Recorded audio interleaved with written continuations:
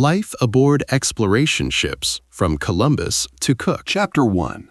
Wooden Worlds. The Ships That Defied Oceans. The smell of fresh-cut oak filled the morning air of the English forest in 1487, mixing with the earthier scent of damp undergrowth and fallen leaves. Master shipwright Thomas Marchant knelt before a towering oak, running his weathered hands along the grain, feeling for the story the wood itself would tell. His apprentices stood respectfully behind him, watching as the old master performed what seemed like divination, but was actually the accumulated wisdom of 40 years building vessels that either returned safely home or vanished forever into the Atlantic's hungry depths. This tree, if it proved worthy, would become part of a ship's skeleton, the very ribs that would flex and hold against waves taller than houses, winds that screamed like demons, and pressures that could crush a man's chest if he found himself trapped in the wrong place when a storm hit. The selection of timber was not merely a practical consideration, but a matter of life and death, a decision that would echo through years of voyages and determine whether sailors would ever see their families again, or become another collection of names carved on church memorials, remembered in prayers, but never properly buried. Marchant pressed his thumb into the bark, testing for the slight give that indicated rot beneath, then examined the leaves above for the fullness that suggested healthy growth.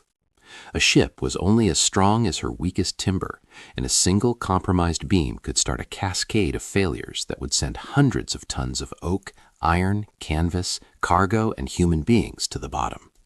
He had seen it happen. Every shipwright over 40 had seen it happen.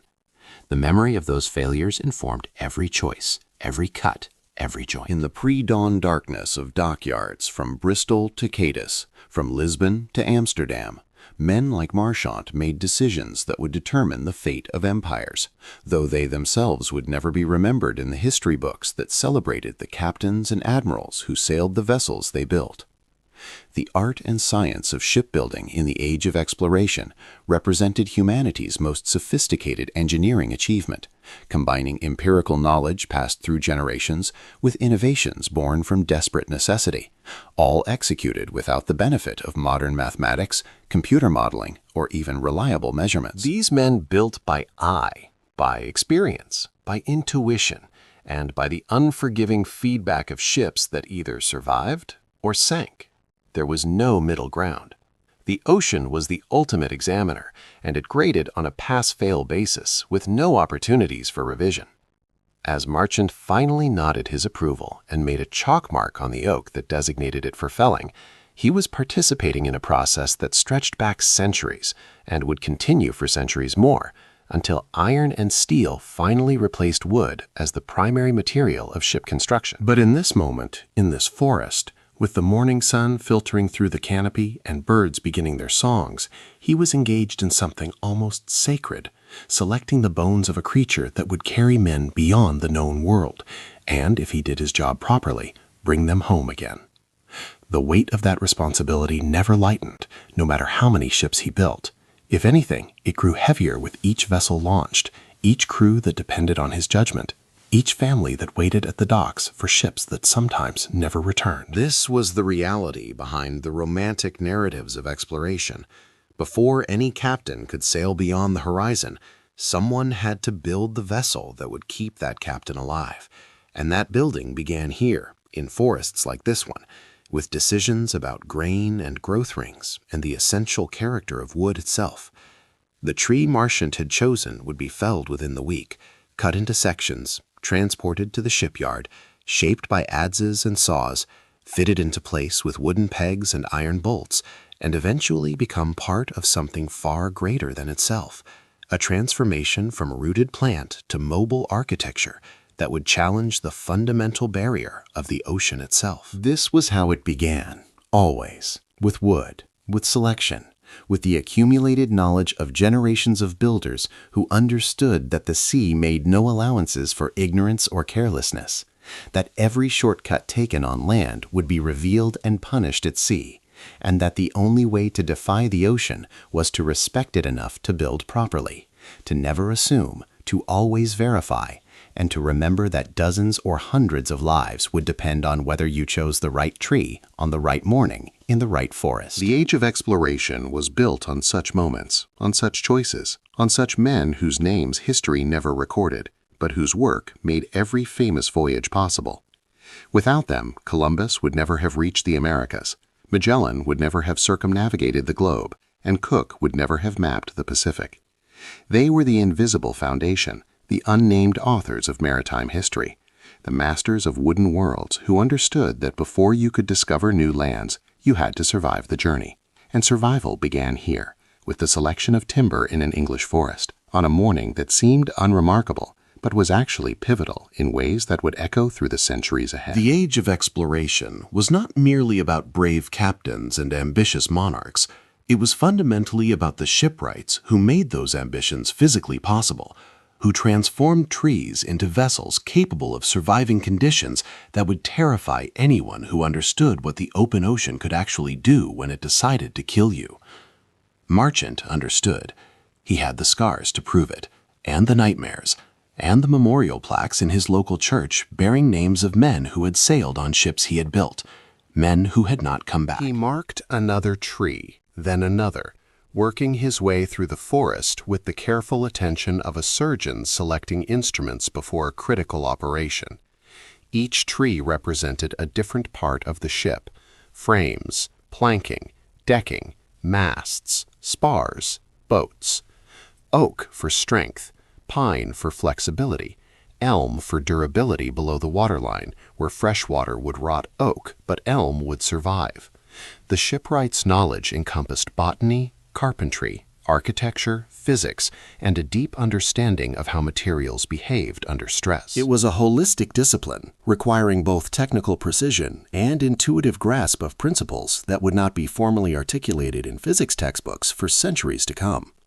These men knew empirically what engineers would later calculate mathematically, and their knowledge worked because it had been refined through the brutal process of trial and error, where error meant death.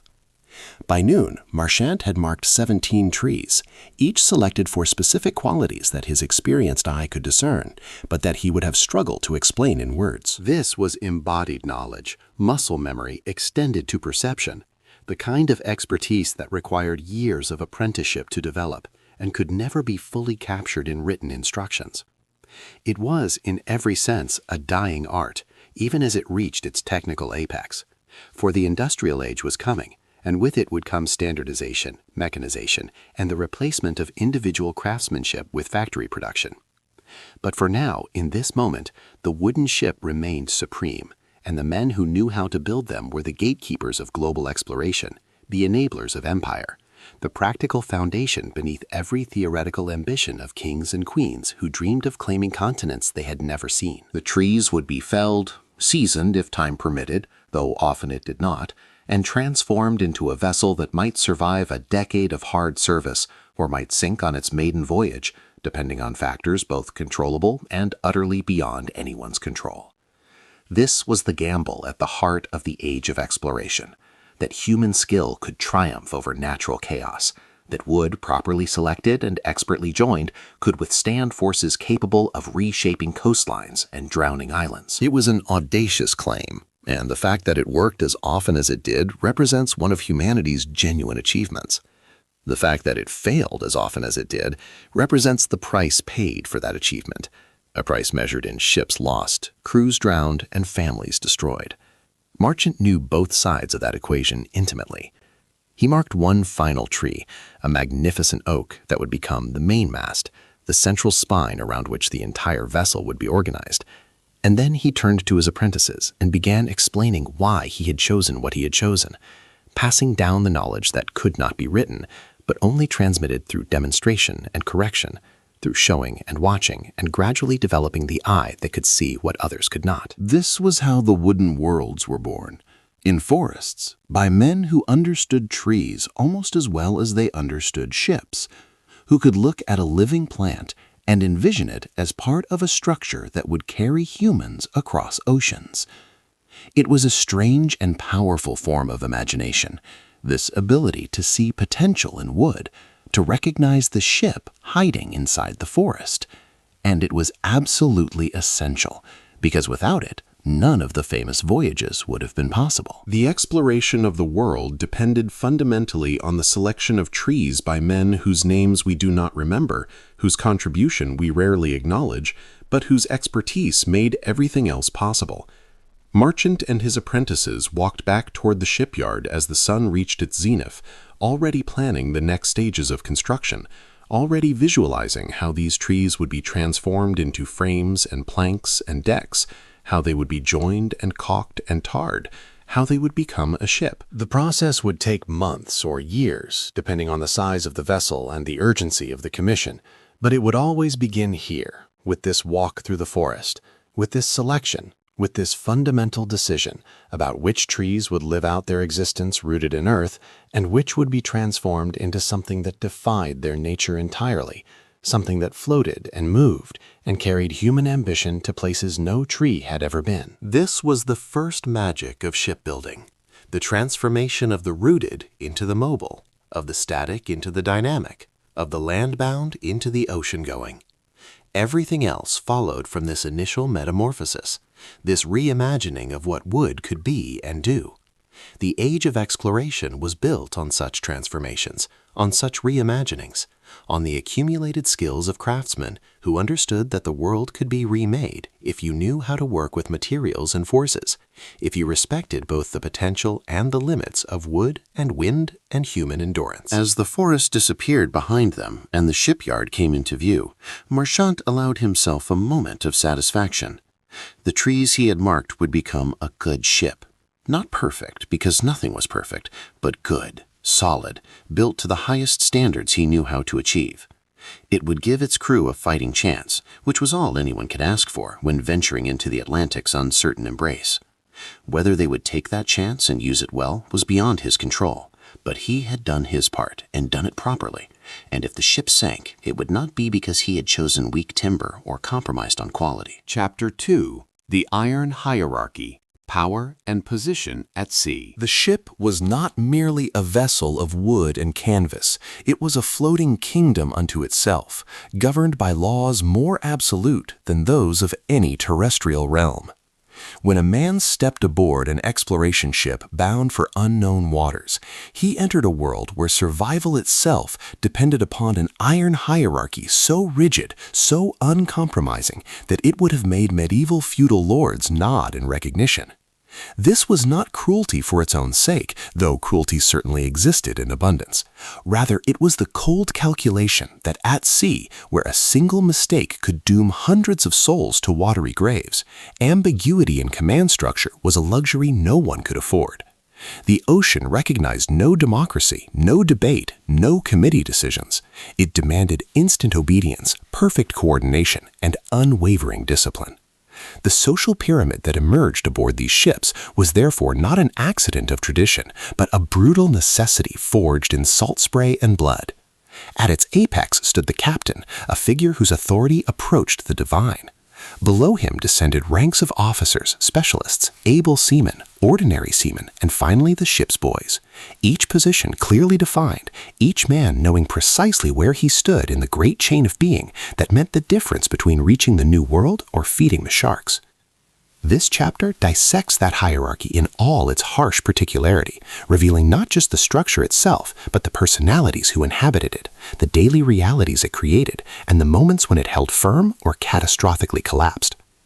To understand the age of exploration, we must first understand the world contained within the wooden walls of the ships themselves, a world where a man's position determined not just his comfort or his pay, but often whether he would live or die. The captain's cabin stood as physical testament to the vast gulf separating command from crew, while common sailors slept in hammocks strung so close together that one man's breath warmed another's face, packed into the dank forward sections of the ship where headroom barely allowed a man to sit upright, where the stench of unwashed bodies mingled with bilge water and rat droppings, where dampness seeped into bones and bred consumption.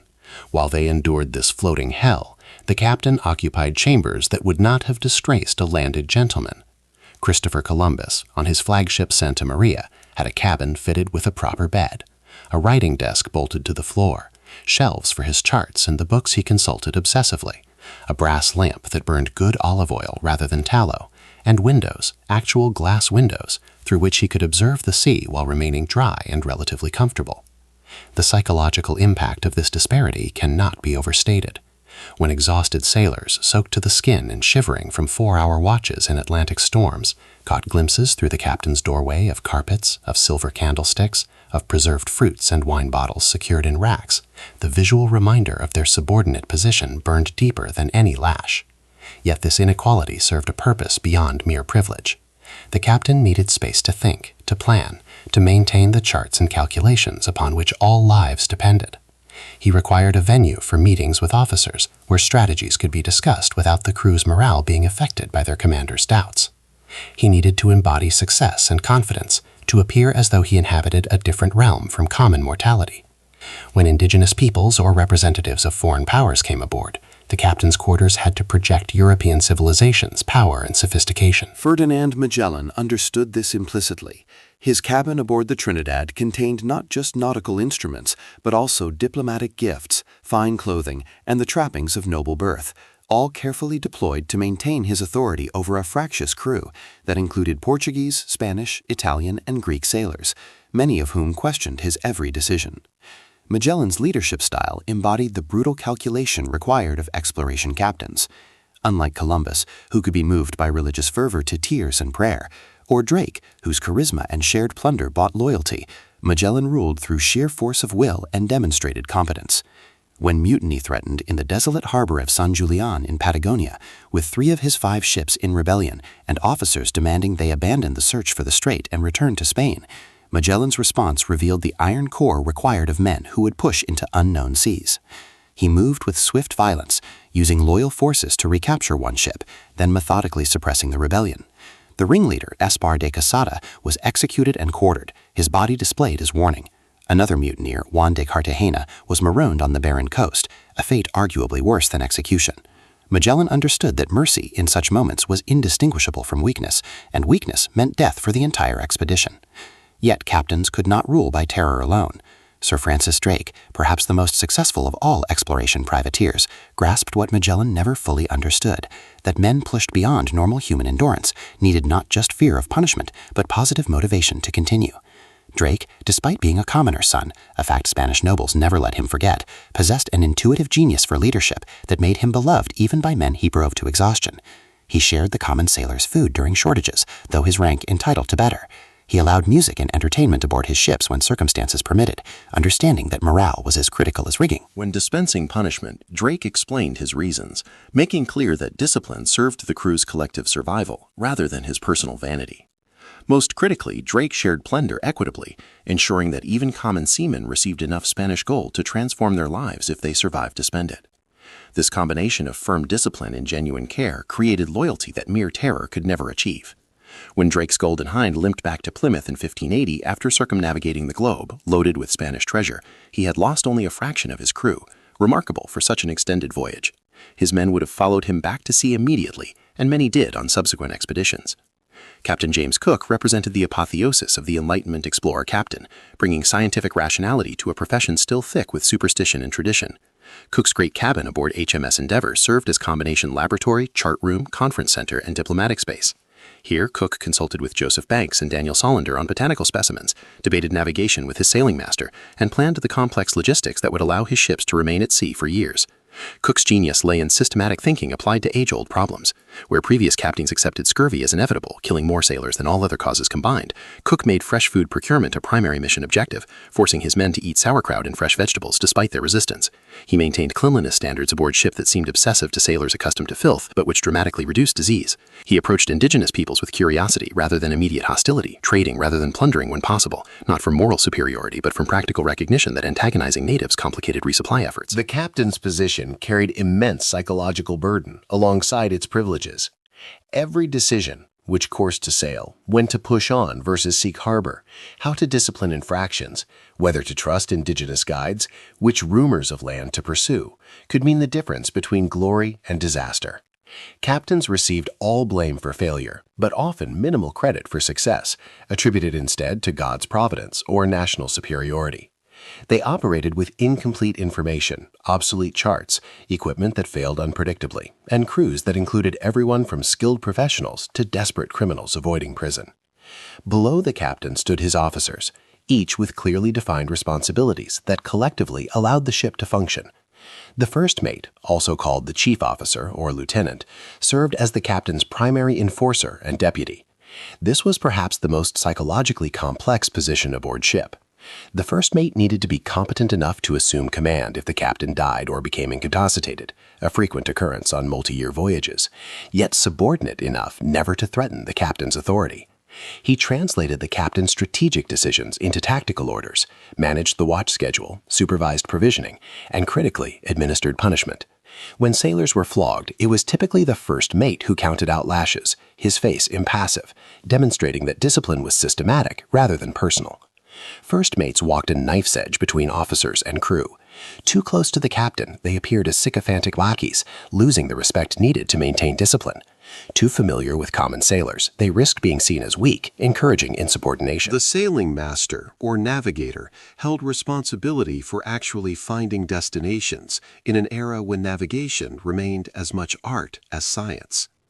Before reliable chronometers, determining longitude remained effectively impossible, forcing navigators to rely on dead reckoning, calculating position based on speed, time, and direction from a known starting point, with errors accumulating dangerously over long voyages. The sailing master used tools that would seem primitive to modern eyes: the astrolabe or later sextant to measure celestial angles, the compass to maintain bearing, though magnetic variation confused readings, the log line to estimate speed by throwing a knotted rope overboard and counting knots that passed in a timed interval, the lead line for measuring depth and sampling sea bottom composition near coasts. The quartermaster managed the practical logistics that kept men alive: food, water, equipment distribution, and cargo. This unglamorous role demanded organizational genius and absolute integrity, qualities not always found together.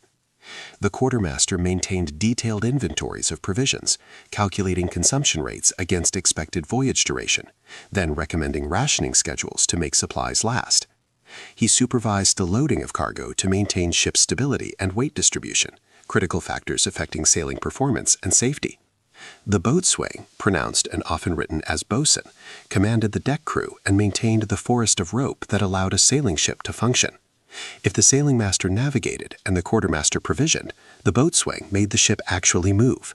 He supervised the raising and lowering of sails, the adjustment of rigging, the maintenance of cordage that stretched miles in total length, the operation of anchor and capstan, the loading and securing of boats, and the general physical labor that constituted most shipboard work. The ship's carpenter held a unique position, recognized as essential specialist whose skills were literally irreplaceable mid-voyage. Unlike most positions where men could at least crudely substitute for each other, carpentry required years of training in an era when wooden ships were in constant need of repair. The carpenter inspected hull integrity daily, sounding the bilges to check water infiltration, examining seams for leaks, identifying planks damaged by shipworms in tropical waters, assessing whether repairs could be delayed or required immediate attention. Below the specialists stood the able seamen, the skilled working core of the crew. An able seaman had typically served at least 2 years at sea, often considerably more, and had mastered the complex skills required to work a sailing ship. He could hand, reef, and steer, the traditional definition, meaning he could handle sails, reef them in heavy weather by gathering and tying canvas to reduce sail area, and steer the ship by maintaining course at the helm. He could tie dozens of knots instantly in darkness or storm, selecting the appropriate knot for each situation. A scene of an able seaman teaching an ordinary seaman to splice rope captured this process in miniature. The older sailor, hands scarred and discolored by tar and salt, demonstrated the complex interweaving of strands required for a long splice that would pass through blocks without snagging. His student, younger, softer hands still developing calluses, attempted to replicate the process, initially creating an asymmetric mess. The able seaman patiently disassembled the failed splice, showed again how to maintain even tension while weaving strands, explained by feel rather than theory how tight was tight enough. Ship's boys occupied a unique position, neither quite crew nor quite passengers.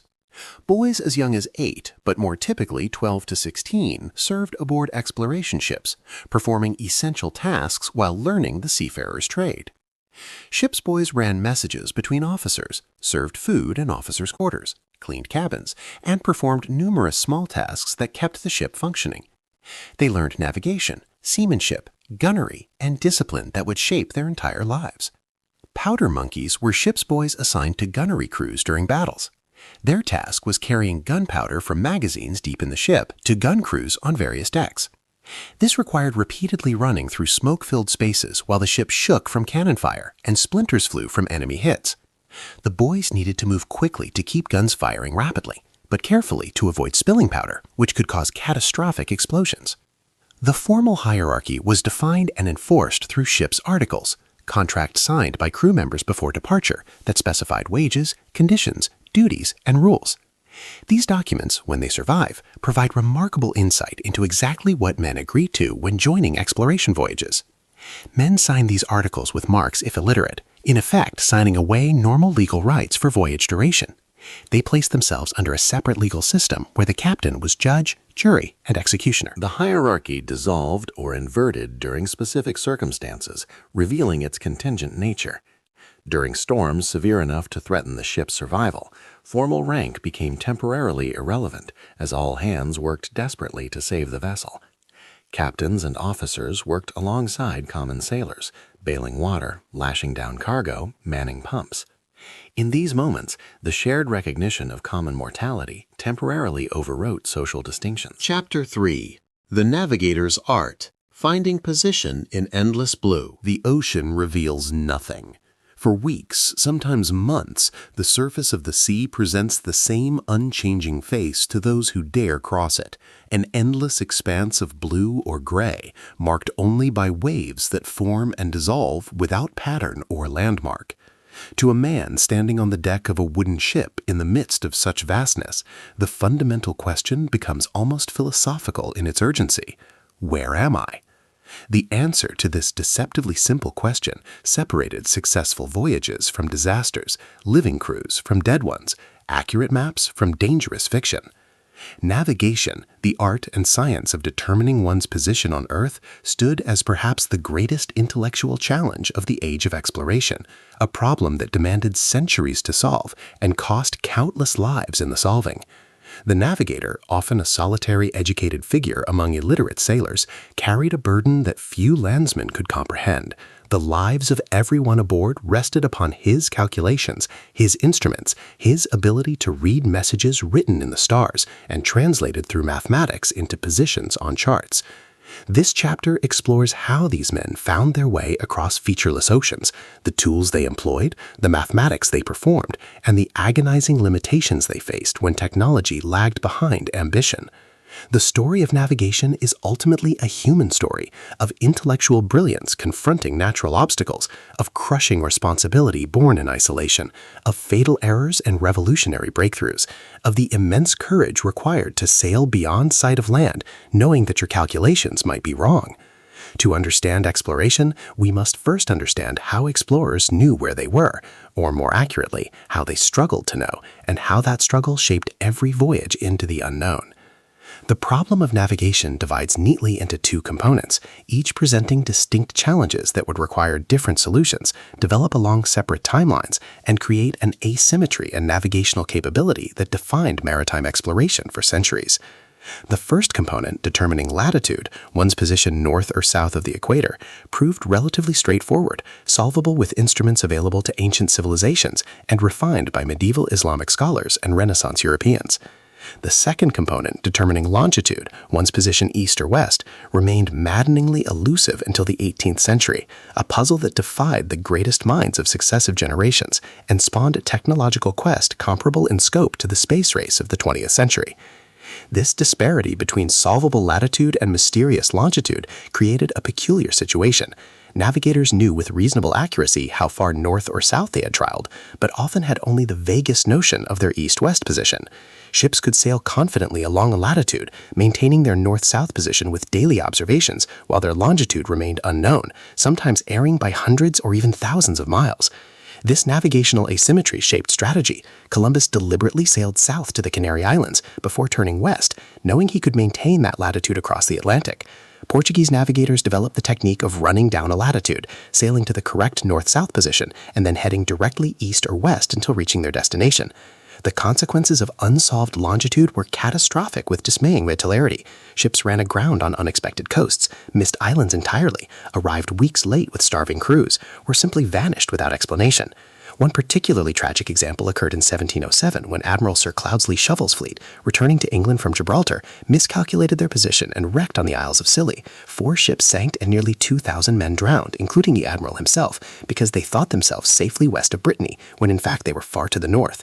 This single disaster caused by longitude error galvanized British efforts to solve the problem, eventually leading to the Longitude Act of 1714, offering a massive prize for a practical solution. But we are getting ahead of ourselves.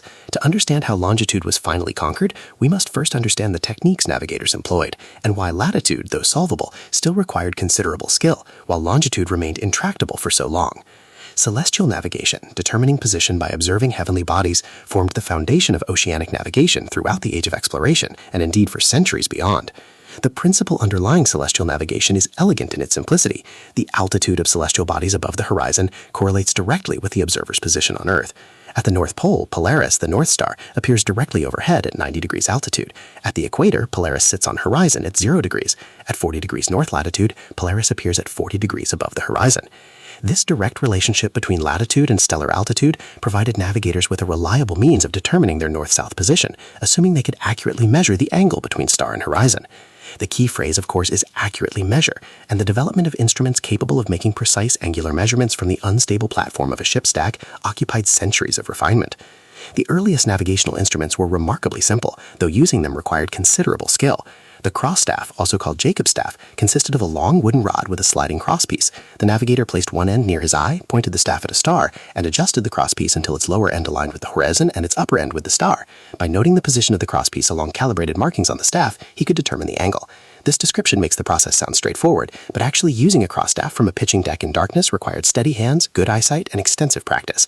Moreover, the cross-staff had a significant drawback. The navigator had to look at both the star and the horizon simultaneously, which meant viewing them at vastly different brightnesses, practically impossible when measuring the sun, which would blind the observer.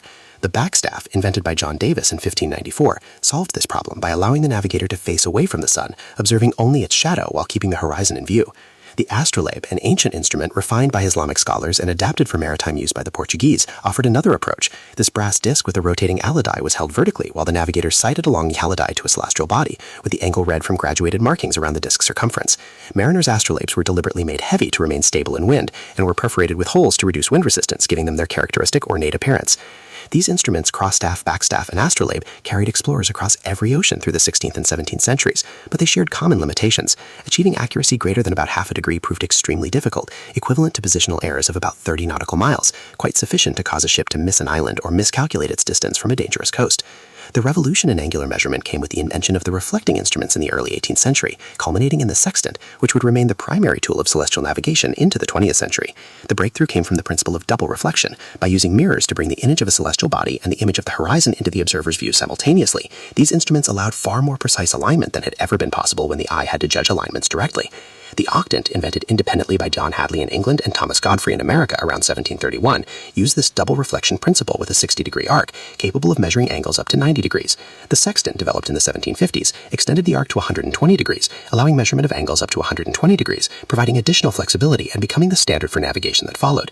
The physical design of a sextant reflects the precision it was meant to achieve. A rigid triangular frame, typically made of brass for stability and resistance to corrosion, held 2 mirrors, a fixed horizon glass, half silvered to allow viewing the horizon through clear glass while the reflected image appeared in the silvered portion, and a movable index mirror attached to an arm that swung along the graduated arc.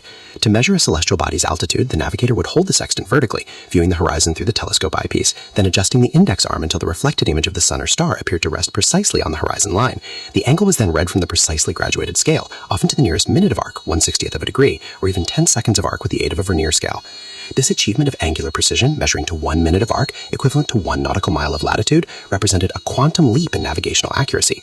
But a sextant was only as good as the navigator's skill in using it, and that skill came through extensive practice and careful attention to numerous potential errors. Taking a sun sight, the most common celestial observation, required timing the observation for the moment of local noon, when the sun reached its highest point in the sky, called the meridian passage. The navigator would begin observation shortly before calculated noon, bringing down the sun by adjusting the sextant until the sun's lower edge, called the lower limb, appeared to just touch the horizon. As the sun continued to rise, he would adjust the sextant to keep it on the horizon. The sun's ascent would slow, then stop, then begin to descend, the moment of highest altitude, which was local noon. The sextant reading at this moment, with appropriate corrections applied, would reveal the ship's latitude. This description makes the process sound almost routine, but numerous factors complicated the observation. Cloud cover obscuring either sun or horizon, rough seas making the horizon indistinct or causing a ship to pitch wildly, bright sun requiring darkened shades over the mirrors to prevent eye damage, and the need to make observations while standing unsecured on a heaving deck, often while cold, wet, and exhausted. The raw angle measured with a sextant represented only the beginning of the calculation process. Determining actual latitude required applying a series of corrections to account for various factors affecting the observation. First, the instrument error correction accounted for any imperfection in the sextant itself. No instrument was perfect, and careful navigators would check their sextants against known angles or compare readings with other instruments to determine the characteristic error of their particular sextant. Second, the index error correction addressed any misalignment of the sextant's mirrors. This was checked before each set of observations by verifying that when the index arm was set to 0, the direct and reflected images of the horizon aligned perfectly. If they did not, the angular difference was the index error, which had to be added or subtracted from all observations. Third, the dip correction accounted for the observer's height above water. Because the navigator stood on an elevated deck, the horizon appeared slightly lower than it would to someone at sea level, and this dip increased with height above water. Fourth, and often most significant, the refraction correction accounted for the bending of light rays as they passed through Earth's atmosphere. Atmospheric refraction caused celestial bodies to appear higher above the horizon than their true geometric position, with the effect increasing dramatically for observations close to the horizon and varying with atmospheric temperature and pressure. Fifth, for sun observations, the semi-diameter correction was needed because navigators typically measured to the sun's lower limb, easier to align precisely with the horizon than the center, so half the sun's angular diameter had to be added to obtain the altitude of the sun's center. Finally, parallax corrections might be needed for moon observations, accounting for the difference between the moon's position as seen from the ship and its position as seen from Earth's center. After applying all these corrections, a process requiring careful attention and knowledge of the values for each correction under current conditions, the navigator obtained the true altitude of the celestial body above the celestial horizon. This corrected altitude could then be used with astronomical tables to determine latitude. The tables, such as the Nautical Almanac, first published by the British Admiralty in 1767, contain the declination of the sun, moon, and navigational stars for every day and hour of the year, declination being the celestial equivalent of latitude, measuring how far north or south of the celestial equator a body appeared. The fundamental formula for calculating latitude from a meridian sun sight was elegantly simple. Latitude equals the sun's declination plus or minus the zenith distance, 90 degrees minus the observed altitude, with the sign depending on whether the sun was observed to the north or south.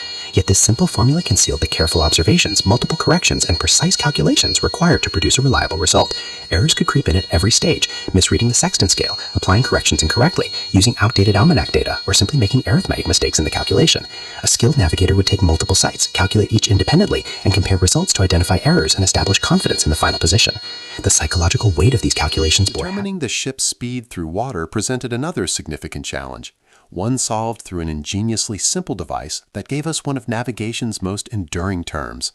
The chip log, sometimes called the ship's log, consisted of a wooden board weighted to float vertically in the water, attached to a long line knotted at regular intervals. To measure speed, a sailor would throw the chip log overboard from the stern. As the ship sailed away from the floating log, the line would pay out, pulled by the log which remained relatively stationary in the water. Another sailor would hold an hourglass-style timer, typically a 28-second glass. When the first knot passed through the sailor's fingers, the timer was started. Knots were then counted as they ran out until the sand ran through the glass, at which point the line was stopped. The number of knots that had passed indicated the ship's speed. The spacing of the knots along the line and the duration of the timer were carefully calculated so that each knot represented 1 nautical mile per hour, thus giving us the term knots as a unit of speed, used in maritime context to this day. A ship traveling at 5 knots was covering 5 nautical miles per hour. The standard spacing was approximately 47 feet 3 inches between knots, with a 28-second timing glass, though variations existed. The process sounds straightforward, but achieving accuracy required attention to detail. The line had to run freely without snagging, the chip had to remain properly oriented in the water, the timer had to be accurate and properly inverted at the correct moment, and the whole procedure had to be performed in all weather conditions, often on a heaving deck in darkness, cold, and wet. Moreover, the chip log only measured the ship's speed through the water, not speed over the ground. If the ship sailed in a current, the chip log would show the same reading whether the ship was being carried forward or backward relative to the seabed. This limitation meant that currents, often unknown in unexplored waters, could cause significant errors in dead reckoning, carrying a ship far from its calculated position without any indication that something was amiss. The Gulf Stream, that great current carrying warm water from the Caribbean along the east coast of North America before streaming across the Atlantic toward Europe, routinely confounded early navigators who found themselves far from their reckoning, sometimes by more than 100 miles. Benjamin Franklin, during his time as Deputy Postmaster General for the colonies, investigated why mail packets took longer to sail from England to America than merchant ships, eventually producing one of the first charts of the Gulf Stream, based on information from Nantucket whalers who had learned to avoid or utilize the current depending on their direction of travel. But for most of the age of exploration, currents remained invisible forces pushing ships off course in ways that could not be measured or predicted, making dead reckoning an approximation that grew less reliable with each passing day. Time, the final component of dead reckoning, might seem the simplest to measure. Surely one needs merely a clock? But in the era of exploration, accurate timekeeping at sea presented formidable challenges. Pendulum clocks, which achieved good accuracy on land, were useless aboard ship. The constant motion of a heaving deck disrupted the regular swing of a pendulum, causing such clocks to gain or lose time erratically, if they functioned at all. Hourglasses provided some measure of time, with the ship's boy responsible for turning the half-hourglass and ringing the ship's bell to mark the passage of time. But hourglasses required frequent calibration and were subject to variations in sand flow depending on humidity and the angle at which they were positioned. For dead reckoning purposes, time was typically measured in 4-hour watches, with the ship's course and estimated speed logged at the end of each watch, providing 8 data points per day from which the day's run could be calculated. This system worked adequately for maintaining dead reckoning over short periods, but the accumulated errors, inaccurate speed estimates, uncorrected compass variation, unknown currents, and uncertain time intervals compounded daily, causing the dead reckoning position to diverge increasingly from the ship's true position. A navigator might estimate his accumulated error as several miles per day under good conditions, but in practice the error could be far larger, and without celestial observations to correct the dead reckoning position, a ship could be hundreds of miles from where the navigator believed it to be. This terrifying uncertainty haunted every navigator who endured extended periods of overcast skies, preventing celestial observations. The Portuguese developed a practice of deliberate navigation that acknowledged the limitations of dead reckoning. When sailing to their colonies in Africa or India, navigators would aim their landfall safely to one side of their destination, knowing that when land was sighted, they could then turn and follow the coast to their intended port with confidence about which direction to turn. This technique, called running down your latitude, minimized the consequences of longitudinal errors and dead reckoning by eliminating uncertainty about whether the ship was east or west of its destination. Nevertheless, dead reckoning errors contributed to countless navigational disasters, particularly when approaching land after long ocean crossings. Ships would sight unexpected coasts, finding themselves in dangerous waters they had no reason to expect, or conversely would sail blindly onward when they believed themselves still far at sea, running aground on unmarked reefs or rocky headlands in the night. The problem of longitude, determining east-west position, proved vastly more difficult than latitude for reasons rooted in Earth rotation and the mathematics of circular motion. Understanding why longitude was so difficult requires understanding what longitude actually represents, a measure of angular distance around Earth's circumference, with the prime meridian, arbitrarily set, eventually standardized at Greenwich, England, defined as 0 degrees longitude, and positions measured east or west up to 180 degrees. Unlike latitude, where the equator provides a natural 0 point defined by Earth's axis of rotation, and where the pole star's altitude directly indicates the observer's latitude, longitude has no natural reference point. Any meridian is geometrically equivalent to any other, and the sun, stars, and planets wheel overhead at the same rate regardless of longitude. This means that astronomical observations, which worked so well for determining latitude, could not by themselves reveal longitude, at least not without introducing the element of time. The key insight that eventually unlocked the longitude problem was understanding the relationship between time and longitude. Earth rotates 360 degrees in 24 hours, meaning it rotates 15 degrees of longitude per hour, or 1 degree every 4 minutes. Therefore, if a navigator knew the precise time at some reference meridian, such as Greenwich, and could determine local time through astronomical observation, the time difference directly revealed the longitudinal difference. Local time could be determined relatively easily through celestial observation. Local noon occurred when the sun reached its highest point, transiting the observer's meridian. If at that moment a clock keeping Greenwich time showed that it was 3 p.m. in Greenwich, the time difference of 3 hours meant the ship was 3 times 15 degrees, or 45 degrees, west of Greenwich. This elegant solution to the longitude problem had been understood in principle since the 16th century. The Dutch mathematician Camafrisius clearly described the method in 1530.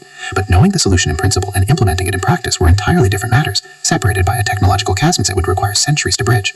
The problem was that the method required a clock capable of keeping accurate time throughout a sea voyage lasting months or years, maintaining accuracy despite temperature changes, humidity, the constant motion of the ship, magnetic fields, and variations in gravity with latitude. No such clock existed, and given the state of horology in the 16th and 17th centuries, the prospect of creating one seemed remote at best. The accuracy required was demanding. To determine longitude within 30 miles, half a degree, required the clock to gain or lose no more than 2 minutes over the course of a voyage lasting months.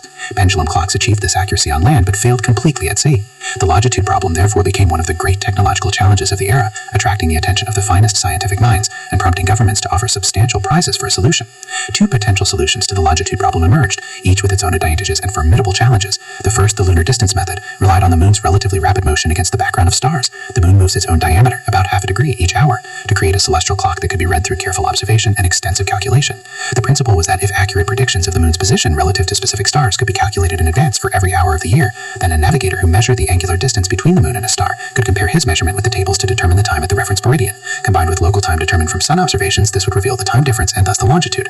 The method was theoretically sound and had the advantage of requiring no mechanical clock, only instruments for measuring angles, which navigators already possessed, and published tables of lunar positions, which could be calculated by astronomers on land and printed for distribution. The challenges, however, were substantial. First, predicting the moon's position with sufficient accuracy required solving the three-body problem, calculating the moon's orbit as perturbed by both Earth and Sun, which occupied some of the greatest mathematical minds of the 18th century. Isaac Newton himself had famously remarked that working on lunar theory made his head ache, and he could not sleep. Eventually, the German mathematician Tobias Mayer produced lunar tables of sufficient accuracy, for which his widow received a substantial reward from the British Board of Longitude after his death. Second, measuring the angular distance between the moon and star required persistent angular measurements under difficult conditions. The observer had to bring the image of the moon and a star into contact in the sextant's field of view, a challenging observation even in calm conditions, and nearly impossible on a heaving deck in rough seas.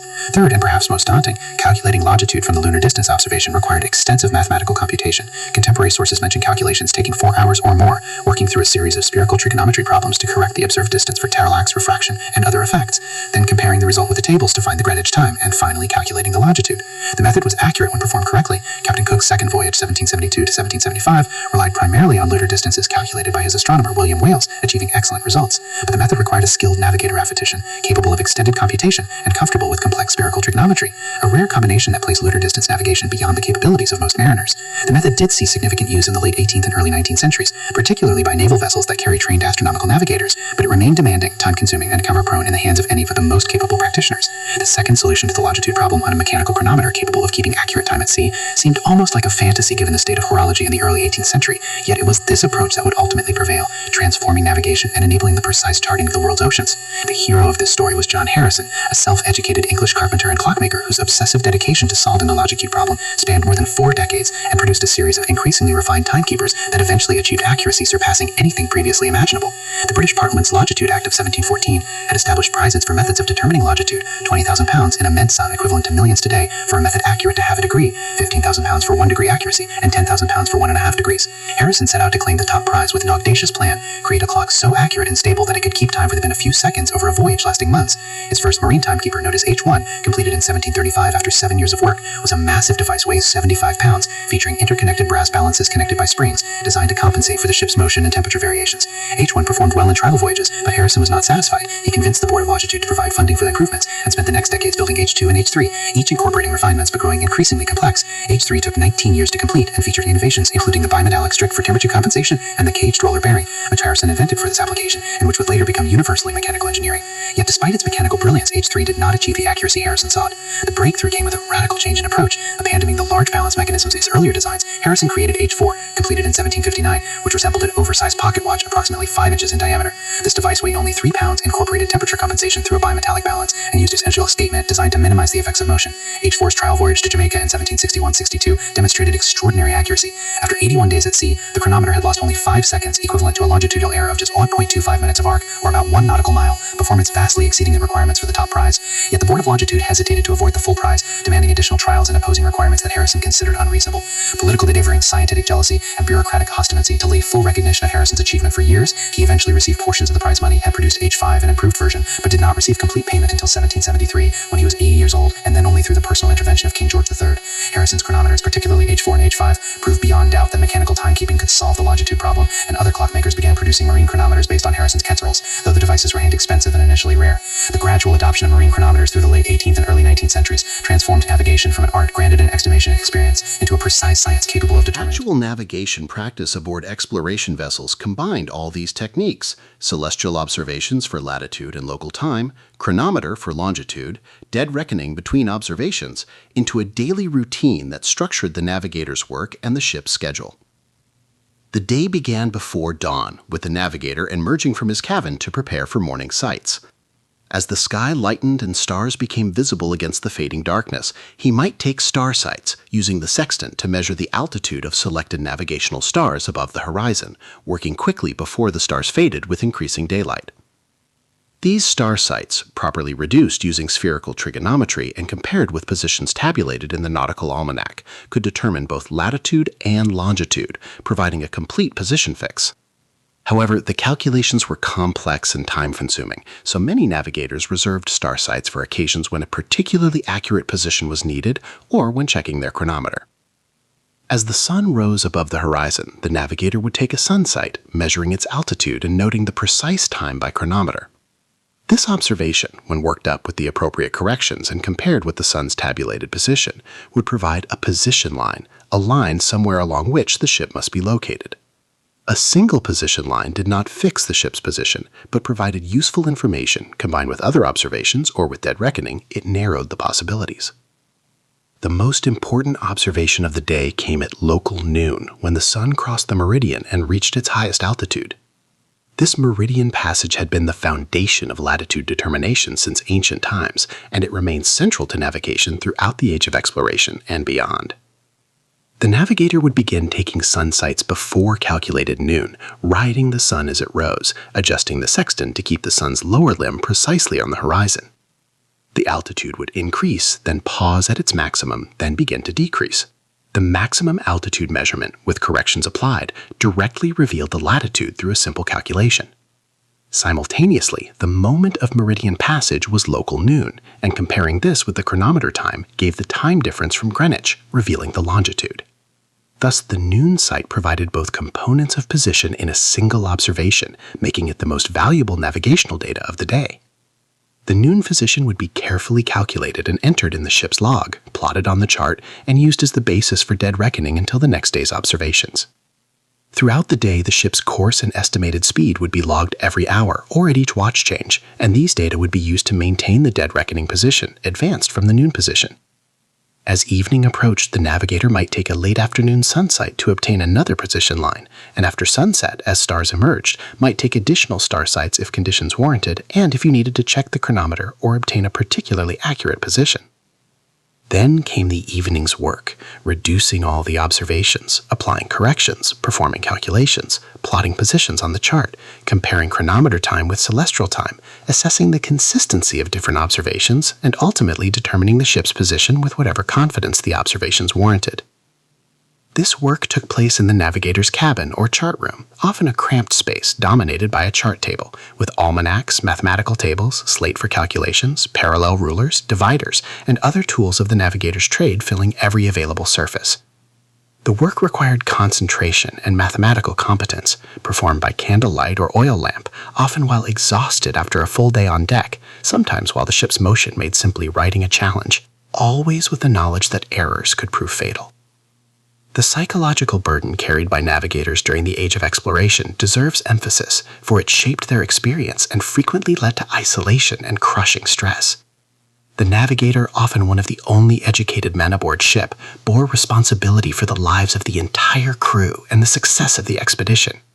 If his calculations erred, the ship might miss its destination entirely, running out of provisions and condemning everyone aboard to starvation. If his position was wrong when approaching land, the ship might run aground, breaking apart on unseen reefs and drowning the crew. If he grew careless or incompetent, disaster would follow with grim inevitability. This responsibility weighed particularly heavily because the navigator often worked in isolation. Most crew members were illiterate sailors who could not understand the mathematical calculations or celestial observations upon which navigation depended. The navigator's daily routine of careful observations and meticulous calculations must have seemed like mysterious sorcery to common sailors, and the navigator frequently faced a lonely existence, unable to share his concerns or uncertainties with those around him. When observations were impossible for days or weeks due to overcast skies, the navigator could only watch the dead reckoning position diverge further from reality, the uncertainty growing daily, knowing that somewhere ahead lay land, but uncertain where or when it would appear. When approaching a destination after a long ocean crossing, the tension mounted daily. Had the observations been accurate? Had all corrections been properly applied? Was the chronometer still keeping accurate time? Had currents carried the ship off course? Would land occur where expected, or would the ship sail blindly onward into danger?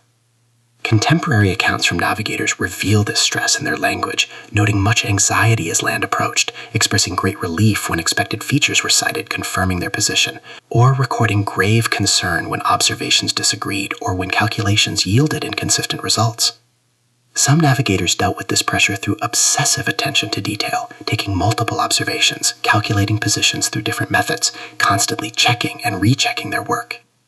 Others developed habits and rituals, following the same routines daily, using the same instruments in the same way, finding comfort in consistency. A few cracked under the pressure, becoming increasingly erratic or withdrawn, sometimes developing paranoid convictions that others were sabotaging their instruments or that their calculations were being undermined by a conspiracy. The isolation was particularly acute for navigators on exploration voyages, sailing into waters where no reliable charts existed, where magnetic variation was unknown, where currents had never been measured, where coastal features were unexpected and dangerous.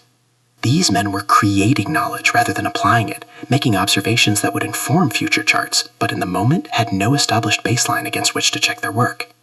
When Columbus sailed west into the Atlantic, he had no idea where land might appear or how far away it might be. His position was whatever his calculations said it was, and he had no way to verify their accuracy until land appeared or failed to appear.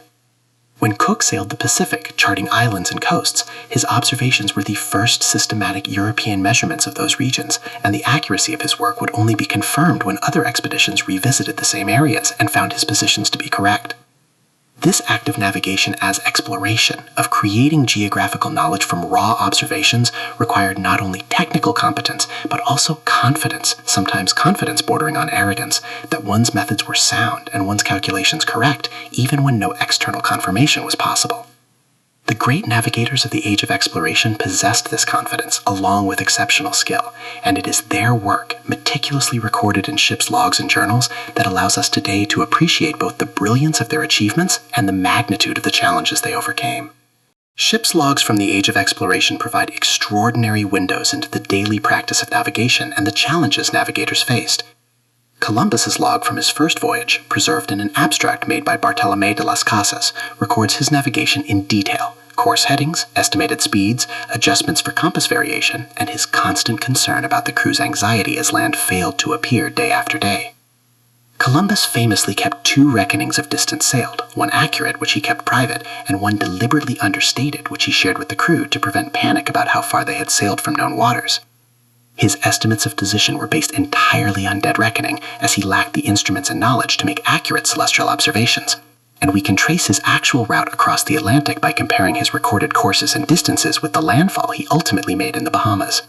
His longitude was off by roughly 20 degrees, about 1,200 nautical miles at that latitude, a massive error, but typical of the era before accurate longitude determination became possible.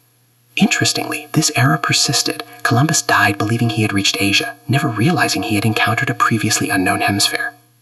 Vasco da Gama's voyage to India around Africa, 1497-1499, shows more sophisticated navigation, with the Portuguese already using the astrolabe for latitude observations, though his recorded latitudes contain significant errors, sometimes off by several degrees. The logs record frequent celestial observations and careful attempts to determine position, mixed with dead reckoning between observations and periods when weather prevented sights for days at a time. Magellan's circumnavigation 1519-1522, recorded by Antonio Pigafetta, demonstrates both the capabilities and limitations of early 16th century navigation, reasonably accurate latitudes along known coasts, but significant positional uncertainty in the Pacific, and dangerous confusion when approaching land after long ocean crossings. The logs describe running aground on uncharted reefs, sailing past islands without recognizing them as such due to positional uncertainty, and the general anxiety that pervaded navigation in unknown waters. Captain Cook's logs from his Pacific voyages, 1768-1780, represent the pinnacle of 18th century navigation, showing the dramatic improvement in accuracy that resulted from using Harrison's chronometer, combined with lunar distance calculations and highly skilled celestial navigation. Cook's logs contain detailed observations, sextant readings with corrections explicitly noted, chronometer times, calculated positions with both latitude and longitude, assessments of the reliability of each position based on observation quality, and cross-checks between different methods. Reading Cook's logs reveals a navigator of extraordinary competence, confident in his methods, capable of maintaining accurate positions even during months-long explorations of the Pacific. His charting of New Zealand, Australia's east coast, and numerous Pacific islands achieved accuracy that astonished later navigators when these regions were resurveyed with improved instruments. Cook's positions were typically within a few miles of their true locations, a remarkable achievement given the technology available to him. These logs also record failures and uncertainties, observations spoiled by poor weather, positions that disagreed and required judgment about which to trust, surprises when land appeared in unexpected locations, and the occasional error that had to be corrected through later observations. Navigation was never a perfectly certain practice, even the best navigators working with the finest instruments. Chapter 4. Sustaining Life, Food, Water, and the Chemistry of Preservation. The survival of any ocean voyage depended not on courage, skill, or navigation, but on something far more prosaic and infinitely more challenging: keeping human bodies alive with nothing more than what could be crammed into a ship's hold before departure. No ice, no refrigeration, no resupply for months or even years. The provisioning of a sailing vessel represented one of history's greatest logistical nightmares, a brutal mathematical equation where miscalculation meant death by starvation, and correct calculation still meant months of barely adequate nutrition delivered in forms that would make modern eaters recoil in horror. The scene on provisioning day transformed any port into organized chaos. Hundreds of barrels, each weighing hundreds of pounds when full, rolled across docks in coordinated streams, guided by sweating stevedores who had perfected the art of controlled momentum. The cooperage smell of fresh-cut oak mixed with salt air and the overwhelming scent of brine from meat barrels. Ship's quartermasters stood with detailed inventory lists, checking every barrel, every sack, every crate against meticulously calculated requirements. These men understood that their arithmetic held lives in balance. Too little food meant starvation, too much meant dangerous overloading that could affect a ship's sailing characteristics, or worse, leave insufficient space for cargo that would make the voyage profitable. The quantities involved staggered imagination. A ship carrying a crew of 100 men on a 6-month voyage required approximately 45 tons of provisions.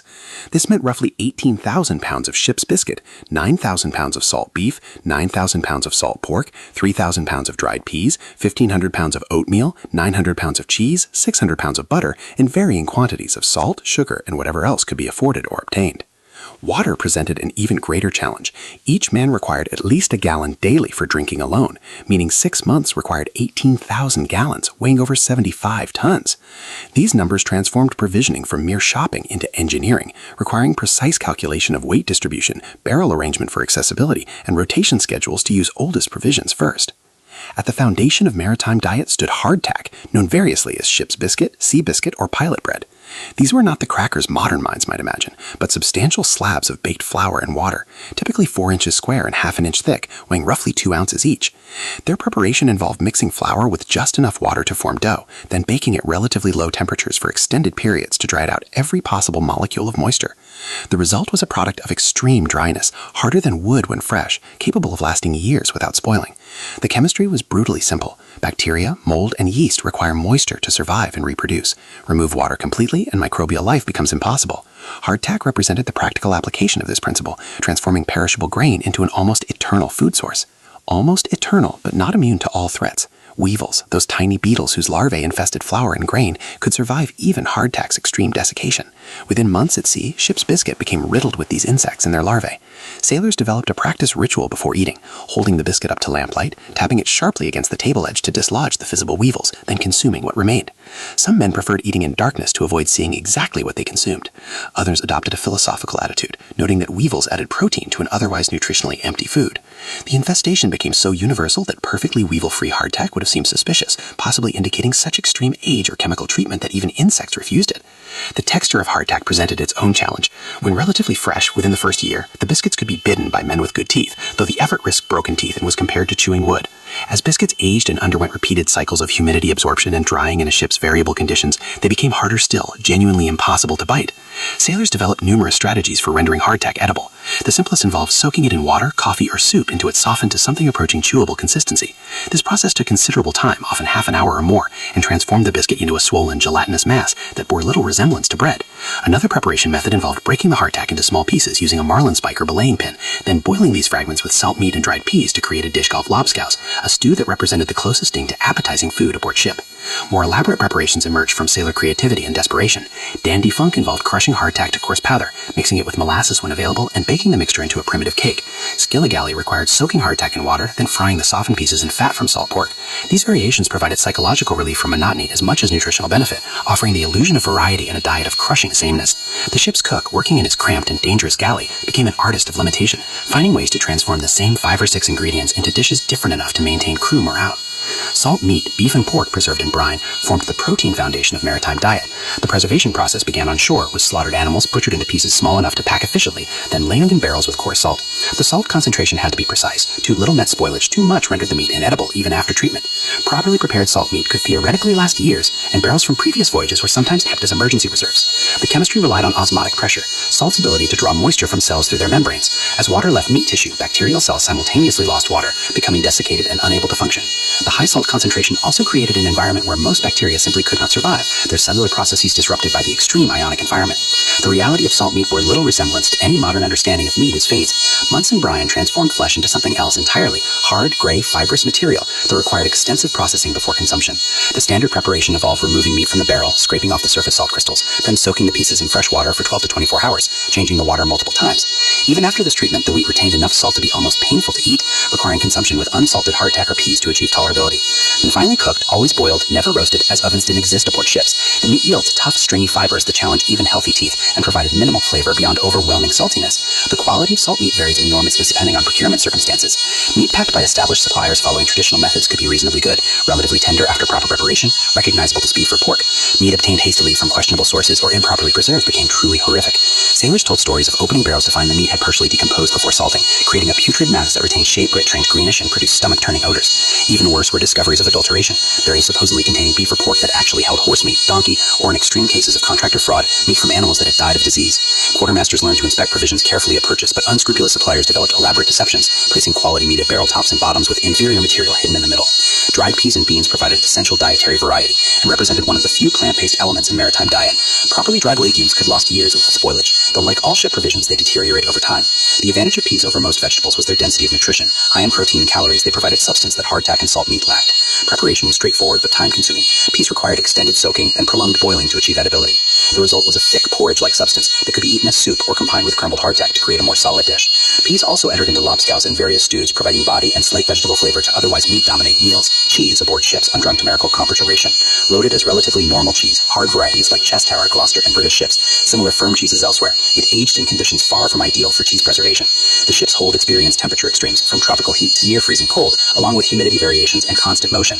Cheese responded by becoming progressively harder, drier, and stronger in flavor. 6 months into a voyage, cheesing typically reached wood-like hardness, requiring a saw or heavy knife to cut portions.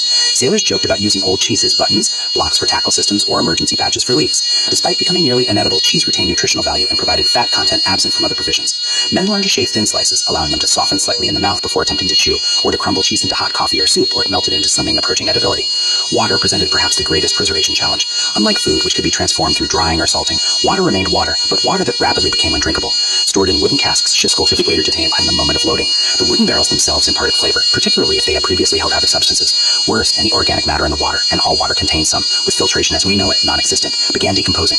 Algae spores present in water or entering through barrel seams found sufficient light penetrating wood to enable growth. Bacteria proliferated. Within weeks, clear water became cloudy. Within months, it turned greenish, developed a thick, slimy texture, and produced a smell that warned its condition before sailors tasted it. The scene of opening of water casks 6 months into a voyage epitomised the degradation of provisions. The quartermaster would knock out the bung and a scent would emerge, stagnant, organic, vaguely sweet, and rotten simultaneously. The water itself, when drawn out, barely deserved the name. Thick and opaque, tended various shades of green or brown depending on dominant microbial populations, often contained visible floating matter, algae clumps, biofilms, mysterious particles. Distributing this foul liquid to the crew required either strict discipline or desperate thirst. Men would hold their noses, close their eyes, and drink quickly, trying to get the necessary fluid into their bodies before their gag reflex triggered. Some preferred mixing the water with wine or rum when available, both to mask the flavor because alcohol provided some antibacterial effect. Others learned to strain the water through cloth, removing the largest particles and some of the slime, though this did nothing for the the taste or underlying contamination. The question of why sailors didn't die en masse from waterborne disease despite drinking this contaminated water remains partially mysterious. Part of the answer lies in the specific types of contamination, mostly algae and bacteria that, while disgusting or particularly pathogenic to humans, the most dangerous waterborne pathogens, including those causing cholera and typhoid, typically came from human fecal contamination, which was less common in water barrel from relatively clean sources. Additionally, sailors developed remarkable resistance, their immune systems adapting to constant low-level challenges. Still, water-related illness was common enough, causing dysentery and other gastrointestinal complaints that weakened crews and complicated longer voyages. The alternative to water was alcohol, primarily beer, wine, or in later periods, rum. Alcohol's advantage lays in its antibacterial properties. Ethanol creates an environment hostile to most microbials, meaning alcohol is bears is safe and intolerable over extended periods. British naval practice allotted each sailor a gallon of beer daily when available, reducing to a pint of wine or half Avignon when barrels ran out. This represented significant alcohol consumption by modern standards, but was considered necessary for hydration and calorie provision. Beer had the additional advantage of containing some nutritional value from the grains used in brewing, providing B vitamins absent from other ship provisions. Wine, while nutritionally empty, remains drinkable far longer than water. Rum, introduced widely in the Caribbean and eventually becoming synonymous with naval life, had the highest alcohol content and thus the best preservation characteristics, though it could add empty calories and contributing to alcoholism among sailors.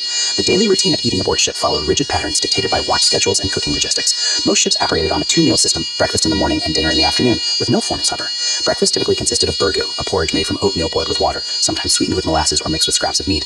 Dinner was the main meal, featuring salt meat, hardtack, and peas in various combinations. The specific ration allotment at most Navy, Merchant Company, and period. But British naval regulations from the late 1700s specified a pound of hardtack daily, a pound of salt beef 3 days per week, a pound of salt pork 2 days per week, dried peas 4 days per week, oatmeal 3 days per week, cheese 3 days per week, and butter 2 days per week, along with the beverages mentioned earlier. These official ration specifications represented ideal circumstances. Reality often fell far short. As voyages extended beyond planned duration through slow passages, storms that briefed ships off course, or incorrect navigation, rations were progressively reduced. The captain, consulting with his officers and checking remaining provisions against estimated time to next port, would order cuts. The daily pound of hardtack might drop to 12 ounces, then 10, then 8. The meat portion shrank, cheese disappeared entirely. Men began living on minimal calories, their bodies consuming their own muscle and fat for energy. Hunger became a constant companion of every waking moment and haunted dreams with visions of feasts. Sailors became obsessed with food, spending hours discussing meals they'd eaten years before, describing in excruciating detail the taste of fresh bread, roasted chicken, carton vegetables. These food fantasies provided psychological escape, but also make the reality of another. The ship's galley, the kitchen facility, represented one of the most dangerous locations aboard a wooden vessel. Fire was simultaneously essential for cooking and the greatest threat to a ship's survival. The galley typically occupied a small space below deck, containing a firebox constructed of brick or iron, designed to contain the cooking fire. In rough seas, the cook's work became terrifyingly hazardous. As the ship pitched and rolled, pots of boiling water and stew threatened to spill. The fire itself, if disturbed, could scatter embers onto wooden surfaces. Cooks developed specialized techniques for working in these conditions, hooks and gimbals that allowed pots to swing with the ship's motion, methods of banking fires quickly if conditions became too dangerous, and an almost supernatural ability to anticipate the ship's movements and brace accordingly. The cook's position occupied an interesting status in the ship's hierarchy. Often this role went to sailors who had been injured and could no longer perform regular duties, men who had lost fingers, suffered leg injuries, or experienced other disabilities that prevented them from working aloft but left them capable of galley work. The position came with some privileges. The cook worked in relative warmth and dryness compared to sailors on deck, had first access to food, and could sometimes trade choice pieces or extra rations for favors. However, the cook also faced constant complaints about food quality, anger from hungry men, and the physical dangers of his workplace. A good cook who could make provisions stretch, prepare meals efficiently even in terrible conditions, and maintain some basic standards of cleanliness earned genuine respect and made life aboard marginally more tolerable. Cooking techniques aboard ship were necessarily simple. Boiling was essentially the only method.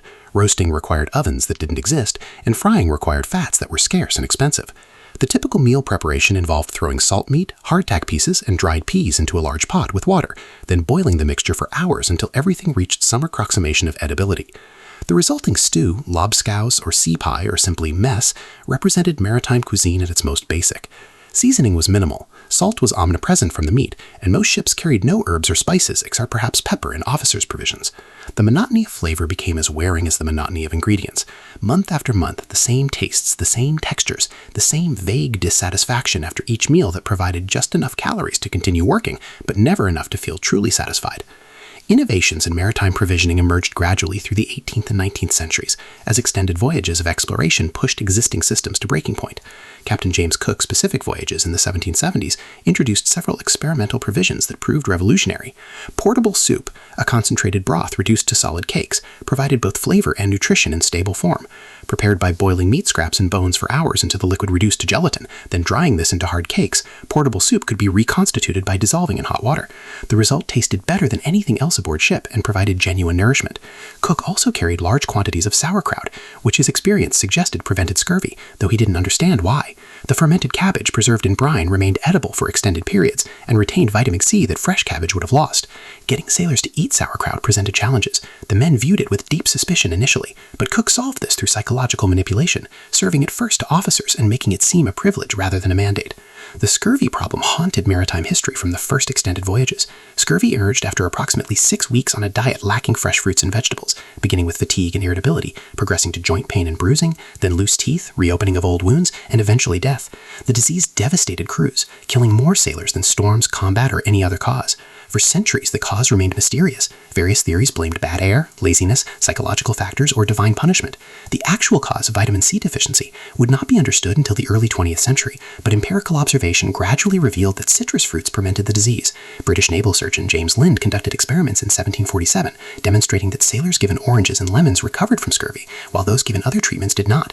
Despite this clear evidence, institutional adoption took decades. Finally, in 1795, the British Royal Navy mandated daily lemon juice rations for all sailors. Later, this shifted to lime juice, which was cheaper but less effective due to lower vitamin C content, giving British sailors the nickname limeys. The practical implementation of citrus juice rations involved mixing lemon or lime juice with rum or sugar to improve palatability and encourage consumption. Men resisted drinking the sour liquid, viewing it as medicine rather than food, and there was no immediate benefit they could perceive. Scurvy prevention was invisible compared to the unpleasant taste they had to endure. Captains learned to enforce juice consumption strictly, sometimes standing watch as each man drank his ration. The juice was typically preserved by concentrating through boiling, which unfortunately destroyed much of the vitamin C content, though enough remained to provide significant protective effect. Ships carrying citrus fruit themselves faced challenges. The fruits began rotting within weeks, but even partially spoiled fruit retained some vitamin C. Sailors learned to prefer scurvy preventatives to scurvy itself after witnessing the disease's horrors, though resistance to the sour daily dose never entirely disappeared. When provisions ran out completely, maritime disasters entered their darkest phase. Ships becalmed for weeks beyond anticipated duration, vessels blown far off course, or exploration vessels pushing into unknown regions sometimes exhausted every scrap of normal food. The progression toward starvation followed predictable stages. First went any animals carried on board: chickens, pigs, even the ship's cat and rats that infested every vessel. Rats, viewed with horror as food initially, became prized catches, sold among sailors for shocking prices. Men trapped rats carefully, skinned and gutted them, then roasted or boiled the small carcasses. The meat was described as stringy and gamey but genuine protein. As hunger deepened, sailors turned to leather: belts, shoes, any leather fittings on the ship. Leather underwent laborious preparation: prolonged soaking to soften it, scraping to remove external treatments, then cutting into small pieces that could be boiled for hours until they became marginally chewable. The nutritional value was minimal, mostly collagen that provided some protein, but it filled stomachs temporarily. Sawdust, rope fibers, and book bindings entered the desperate diet next. These provided virtually no nutrition, but created a feeling of fullness that offered brief psychological relief. The body cannot digest cellulose, so these materials passed through unchanged, sometimes causing intestinal blockages. At this stage, men were effectively starving, while still consuming substances their minds categorized as eating. The psychological decline paralleled physical deterioration. Obsessive food fantasies gave way to apathy, then delirium. Vision problems emerged from malnutrition. Cognitive function declined. The strongest personality changes occurred as social bonds eroded under extreme hunger's pressure. Men who had been friends became suspicious of each other, guarding any scrap of potential food, accusing others of hiding provisions. Cannibalism represented the ultimate degradation, the final boundary crossed when all else failed.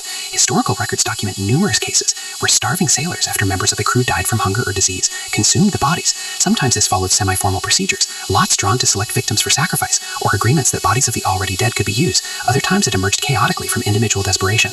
The most infamous case, the wreck of the whale ship Essex in 1820, saw survivors eventually drawing lots to determine who would be killed and eaten after months adrift in small boats. The psychological damage of cannibalism often exceeded the physical privation, with survivors carrying profound trauma and guilt for the remainder of their lives.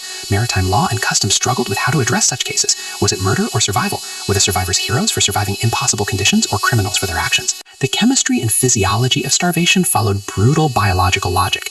The human body, deprived of adequate calories, first metabolizes glycogen stores in liver and muscles. This phase lasts only days. Next comes fat metabolism, providing energy while protein-based structures are initially spared. This can continue for weeks depending on initial body fat. Eventually, with fat reserves exhausted, the body begins breaking down muscle tissue and organs for energy. Heart muscle weakens, cognitive function declines as the brain receives insufficient nutrients, immune system collapses, leaving the body vulnerable to any infection. The final stages of starvation bring edema, paradoxical swelling as the body retains fluid and tissues, along with organ failure and death. Throughout this process, hunger remains intense, then gradually fades into a dreamlike state where dying people report feeling peaceful and no longer concerned about food. The psychological impact of maritime diet extended beyond hunger to encompass issues of control, power, and social hierarchy. Food became currency aboard ship, traded for services and favors. A sailor with extra rations, perhaps earned through additional duties or saved through discipline, could trade them for someone else performing his less desirable tasks. Officers received superior provisions, private stores of luxury items like wine, cheese of better quality, occasionally preserved fruits or meats not available to common sailors. This disparity caused resentment, particularly when ships experienced shortages and officers maintained their superior diet while common sailors went hungry. Numerous mutinies originated partially from food grievances, with starving men rebelling against officers they perceived as hoarding provisions. Quartermasters wielded enormous power through their control of provisions. The quartermaster determined who received what rations, monitored quality, and made decisions about distribution during shortages. An honest quartermaster maintained careful records and distributed fairly. A corrupt one could skim provisions for personal benefit, provide better rations to friends, or sell ship stores for private profit. Sailors learned to watch the quartermaster carefully, noting any discrepancies between official ration amounts and actual distribution. Accusations of quartermaster corruption required careful substantiation. Such officers had official backing, but proven theft from ship stores was treated as serious crime, subject to severe punishment, including flogging or imprisonment. The evolution of maritime provisioning through the 19th century brought genuine improvements. Canning technology, developed in the early 1800s, promised revolutionary change. Foods sealed in tin cans after heating should theoretically remain preserved indefinitely. Early implementations proved problematic. Cans were expensive, some used lead solder that poisoned contents, and manufacturing quality varied wildly. The disastrous 1845 Franklin expedition to the Arctic carried enormous quantities of canned provisions, but many cans were improperly sealed or contaminated food, contributing to the expedition's total loss. Despite such setbacks, canning technology improved, and by mid-century, tinned meat, vegetables, and soup had become standard on well-provisioned vessels. Sailors initially distrusted the newfangled cans, preferring familiar salt meat, but gradually accepted that properly canned food tasted better and provided better nutrition than traditional provisions. Condensed milk, pioneered by Gale Borden in the 1850s, solved the problem of providing dairy products on long voyages. The process involved removing water from milk through evaporation, then sealing the concentrated product in cans. Condensed milk lasted indefinitely and could be reconstituted with water or used concentrated. It enabled coffee and tea with milk, luxuries previously impossible after the first few days at sea when any fresh milk turned sour, and provided calcium and protein in a more palatable form than rock-hard cheese. Similarly, compressed vegetables, produced by pressing cooked vegetables into dried cakes, offered better nutrition than dried peas alone, though they never became popular due to unappetizing taste and texture. Refrigeration, when it became available in the late 19th century, transformed maritime food completely. Initially ice-based, ships carried tons of ice in insulated holes. Then mechanical refrigeration allowed ships to carry fresh meat, dairy, fruits, and vegetables for weeks or months. The impact on sailor health was immediate and dramatic. Scurvy disappeared entirely from ships with adequate refrigerated fruit. General nutrition improved, physical strength increased, and disease resistance strengthened. The romantic age of sail, with its hardtack and salt pork, gave way to steam-powered vessels with genuine kitchens producing meals that, while still institutional, bore resemblance to shore-based food. The maritime diet ceased being an ordeal to be endured and became merely mediocre cooking, a vast improvement. Understanding maritime provisioning illuminates broader questions about human survival, adaptation, and the prices paid for exploration. The men who sailed for months on barely adequate nutrition, who ate weevil-infested hardtack and drank green water, who faced scurvy and starvation, were not superhuman. They were ordinary people in ordinary circumstances, enduring conditions we can barely imagine, because the alternative was staying home. And Chapter 5. Bodies Breaking, Disease, Injury, and Death at Sea. The sea kept meticulous records of its victims. In ship logs, surgeons' journals, and port registries, we can trace with chilling precision exactly how many men set sail and how few returned. When Ferdinand Magellan departed Spain in 1519 with 5 ships and approximately 270 men, only 1 ship and 18 sailors completed the circumnavigation 3 years later, a mortality rate exceeding 90%. This was not exceptional. Death at sea was so routine that captains budgeted for it, carrying more crew than technically necessary, calculating expected losses into their provisions and planning. A typical exploration voyage anticipated losing between 30 and 50% of its complement, and many exceeded even these grim projections. These were not numbers in a ledger.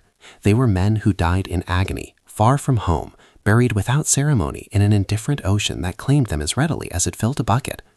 The greatest killer was invisible, insidious, and utterly baffling to the medical understanding of the time. Scurvy stalked every long voyage like a patient predator, and sailors feared it more than storms or combat. The disease began subtly, almost kindly, with fatigue that could be attributed to hard work. spots on the skin dismissed as bruises from the rough life aboard ship. Then came the characteristic signs that struck terror into experienced sailors: gums that swelled and turned spongy, bleeding at the slightest touch. Teeth that had been solid for decades began to loosen and fall out. Old wounds and scars, some decades healed, mysteriously reopened, as if the body was reversing time, undoing its own repairs. Men who had broken bones years earlier found those injuries returning to haunt them as the skeletal structure itself began to fail. As scurvy progressed, and it always progressed on voyages lasting more than 2 or 3 months without fresh provisions, the symptoms became increasingly horrific. Massive bruises appeared spontaneously across the body as blood vessels failed and hemorrhaging spread beneath the skin. The legs swelled grotesquely, the flesh turning black and putrid. A distinctive smell accompanied advanced scurvy, sweet and rotten, marking the sufferer for death. Sailors reported that victims' breath became unbearable, their bodies seeming to decay while they still lived. The psychological symptoms were equally devastating: profound depression, paranoia, and a lassitude so complete that men would lie in their hammocks waiting for death, too exhausted even to eat when food was offered. What made scurvy particularly terrifying was its mysterious nature. Sailors and surgeons observed its effects but could not understand its cause. The disease seemed capricious, striking some men while sparing others, sometimes retreating mysteriously when ships made landfall, then returning with renewed vigor when the voyage continued. Medical theories of the time attributed it to bad air, excessive salt in the diet, insufficient exercise, cold and dampness, melancholy, or divine punishment. Ship surgeons tried every remedy in their limited pharmacopoeia: bloodletting to balance the humors, purging with mercury compounds, doses of vinegar or diluted sulfuric acid called elixir of vitriol. Nothing worked. Men continued dying, and the medical establishment continued guessing. We know now what they could not. Scurvy results from vitamin C deficiency, and prolonged absence of fresh fruits and vegetables causes the human body to lose its ability to synthesize collagen, the connective tissue that literally holds us together. Without collagen, blood vessels rupture, wounds cannot heal, bones weaken, teeth fall out, and organs fail. The human body gradually comes apart. The cure was embarrassingly simple. Citrus fruits, fresh vegetables, even sauerkraut contained sufficient vitamin C, but without understanding the underlying mechanism, this knowledge remained fragmented and unreliable. Some captains discovered empirically that certain provisions prevented scurvy, but their insights were not systematically shared or believed. James Lind conducted controlled experiments on HMS Salisbury in 1747, demonstrating citrus fruit's effectiveness, yet the British Navy did not mandate lemon juice rations for another 48 years. In that half-century, tens of thousands of sailors died from a completely preventable disease. But scurvy, for all its horror, was only one reaper in the crowded ship's hold. Typhus, known variously as ship fever, jail fever, or camp fever, spread with terrifying efficiency in the cramped, unsanitary conditions below deck.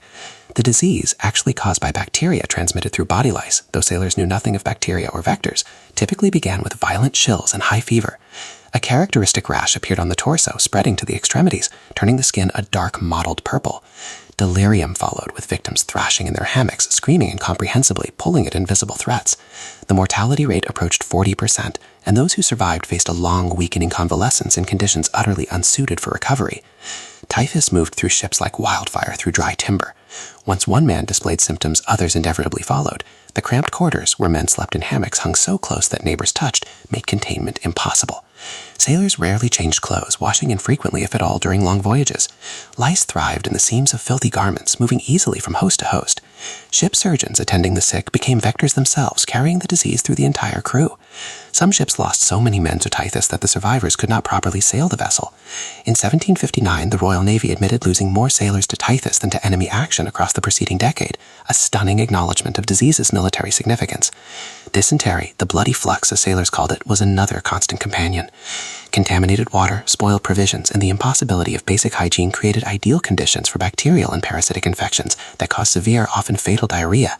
The disease spread through fecal-oral transmission, an inevitability when hundreds of men lived in close quarters with no running water, minimal lace facilities, and no understanding of germ theory. Sailors suffering from dysentery experienced violent cramping, fever, and continuous bloody diarrhea that rapidly led to dehydration and electrolyte imbalance. In the heat of tropical waters where many exploration voyages sailed, dehydration became deadly within days. Ship surgeons treated dysentery with opium to slow the bowels, with wine or brandy as supposed antiseptics, and with rice water or chalk mixtures to bind the flux. These treatments were largely ineffective, and many ships lost a dozen or more men to dysentery on a single voyage. Tuberculosis found ideal conditions in the damp, poorly ventilated spaces below deck where most sailors lived and slept. The bacterial infection, transmitted through airborne droplets when infected individuals coughed, spread insidiously through crews. Unlike the acute diseases that killed rapidly, Undoubtedly, tuberculosis was a slow murderer. Infected sailors developed the characteristic persistent cough, bringing up blood-tinged sputum. They lost weight steadily despite eating, their bodies consumed by the infection. Night sweats drenched their hammocks, and the exertion of sailing work left them breathless and exhausted. Tuberculosis rarely killed aboard ship. The disease takes months or years to reach its fatal conclusion, but it sent men home as invalids, permanently disabled, destined to die slowly in poverty. Tropical ports, essential for resupply, and the only sources of the fresh provisions that prevented scurvy, introduced their own deadly diseases. Yellow fever, malaria, dengue, and a host of parasitic infections awaited European sailors in African, Caribbean, and Pacific waters. Yellow fever earned the name Yellow Jack for the jaundice that turned victims' skin a sickly yellow-orange as the virus destroyed their livers. The disease killed quickly and horribly: high fever, violent vomiting of black digested blood, kidney failure, and death, often within a week. Ships that stopped at certain West African ports during fever season could lose half their crews. Sailors called these places the white man's grave, and the mortality statistics justified the grim nickname. Malaria endemic in many tropical ports affected European sailors with devastating fevers that cycled predictably, shaking victims with violent chills followed by soaking sweats. The disease rarely killed quickly, but incapacitated men for weeks and returning repeatedly throughout their lives in recurring episodes. Ships that lingered in malarial waters found their crews too sick to work, forcing difficult decisions about whether to remain for provisions or sail undermanned. Quinnan Park from South America provided some protection and treatment, but supplies were unreliable, expensive, and of variable potency. Many captains could not afford it or did not believe in its efficacy. Beyond disease, the work of sailing itself generated a steady toll of injuries. The rigging of a tall sailboat was a thrational maze of ropes, spars, and canvas rising more than 100 feet above a deck that pitched and rolled continuously. Sailors worked aloft in all weather, their bare feet seeking purchase on ropes slick with rain or ice, their hands numb with cold. Falls were inevitable. A sailor losing his grip on a yardarm plummeted to the deck, or, if fortune favored him slightly, into the sea. Falls to the deck from significant height usually meant death, instantaneous if the sailor landed on his head or back, agonizingly slow if he survived with massive internal injuries that ship surgeons had no means to treat. Falls to the sea during storms or at night were death sentences of a different kind. Ships could not easily stop or turn around, and a man in the water was quickly lost to sight. Swimmers might survive for minutes or hours, depending on water temperature, but the end was certain.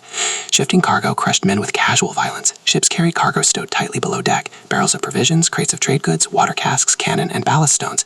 In rough seas, if cargo had not been properly secured, it could break loose and roll with the ship's motion, becoming multi-ton projectiles in confined spaces. Sailors caught between shifting cargo and the hull were crushed, their bones shattered, internal organs ruptured. Some died instantly, others lived for hours or days in excruciating pain, while ship surgeons had to do nothing but administer opium and wait for death. The galley fires, essential for cooking the crew's meals, were carefully tended dangers. Ships constructed entirely of wood, with tarred ropes and canvas sails were nails or floating bonfires waiting for ignition. Galley fires were contained in brick or iron fireboxes, carefully monitored and immediately extinguished if weather turned rough. Despite precautions, accidents happened. Sailors suffered burns, sometimes horrific burns covering large portions of their bodies, from galley mishaps, from touching sun-heated metal fixtures, from fire used to heat tar, or from combat.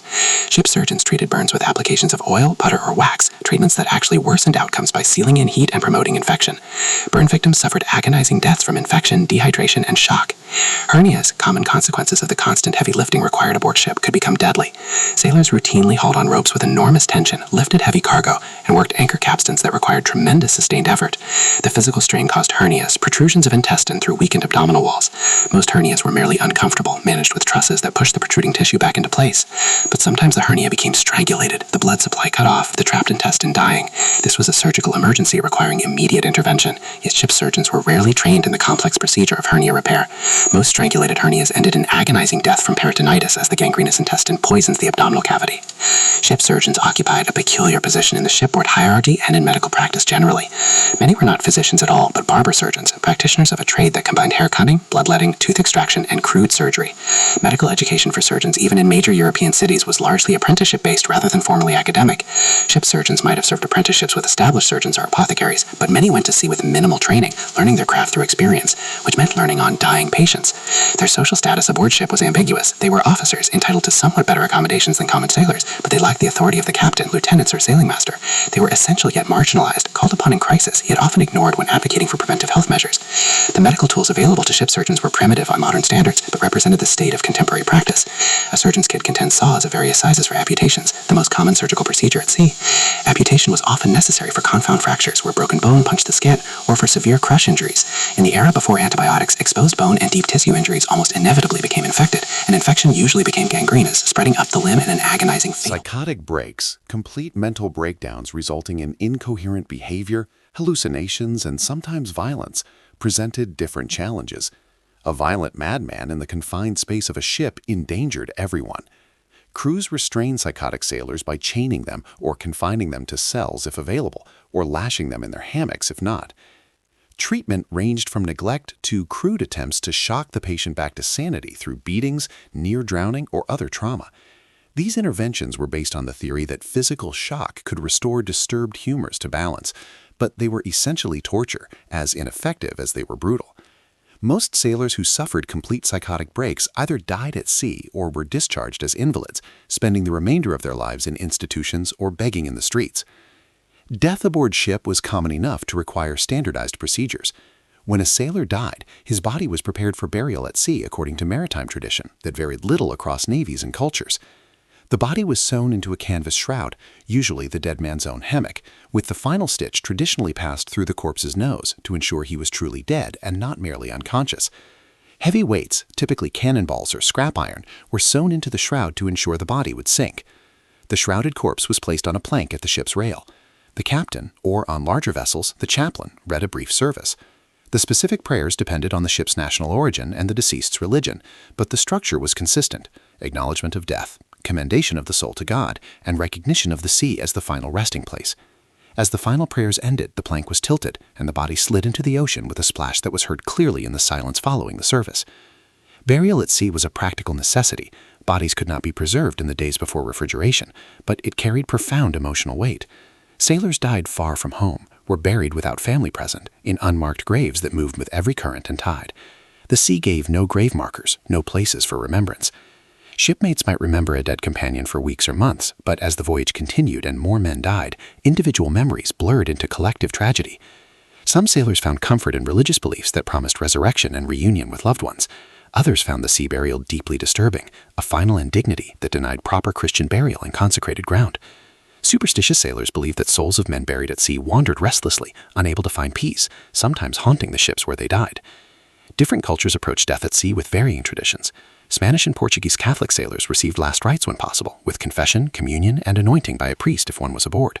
Protestant sailors in British, Dutch, or Scandinavian service had simpler ceremonies, focused on prayer and scripture reading. Muslim sailors from North Africa or the Ottoman Empire faced Mecca for their final prayers, their bodies oriented properly before being committed to the waves. Chinese sailors burned paper money in offerings for the deceased's journey to the afterlife. Despite these differences, certain commonalities persisted.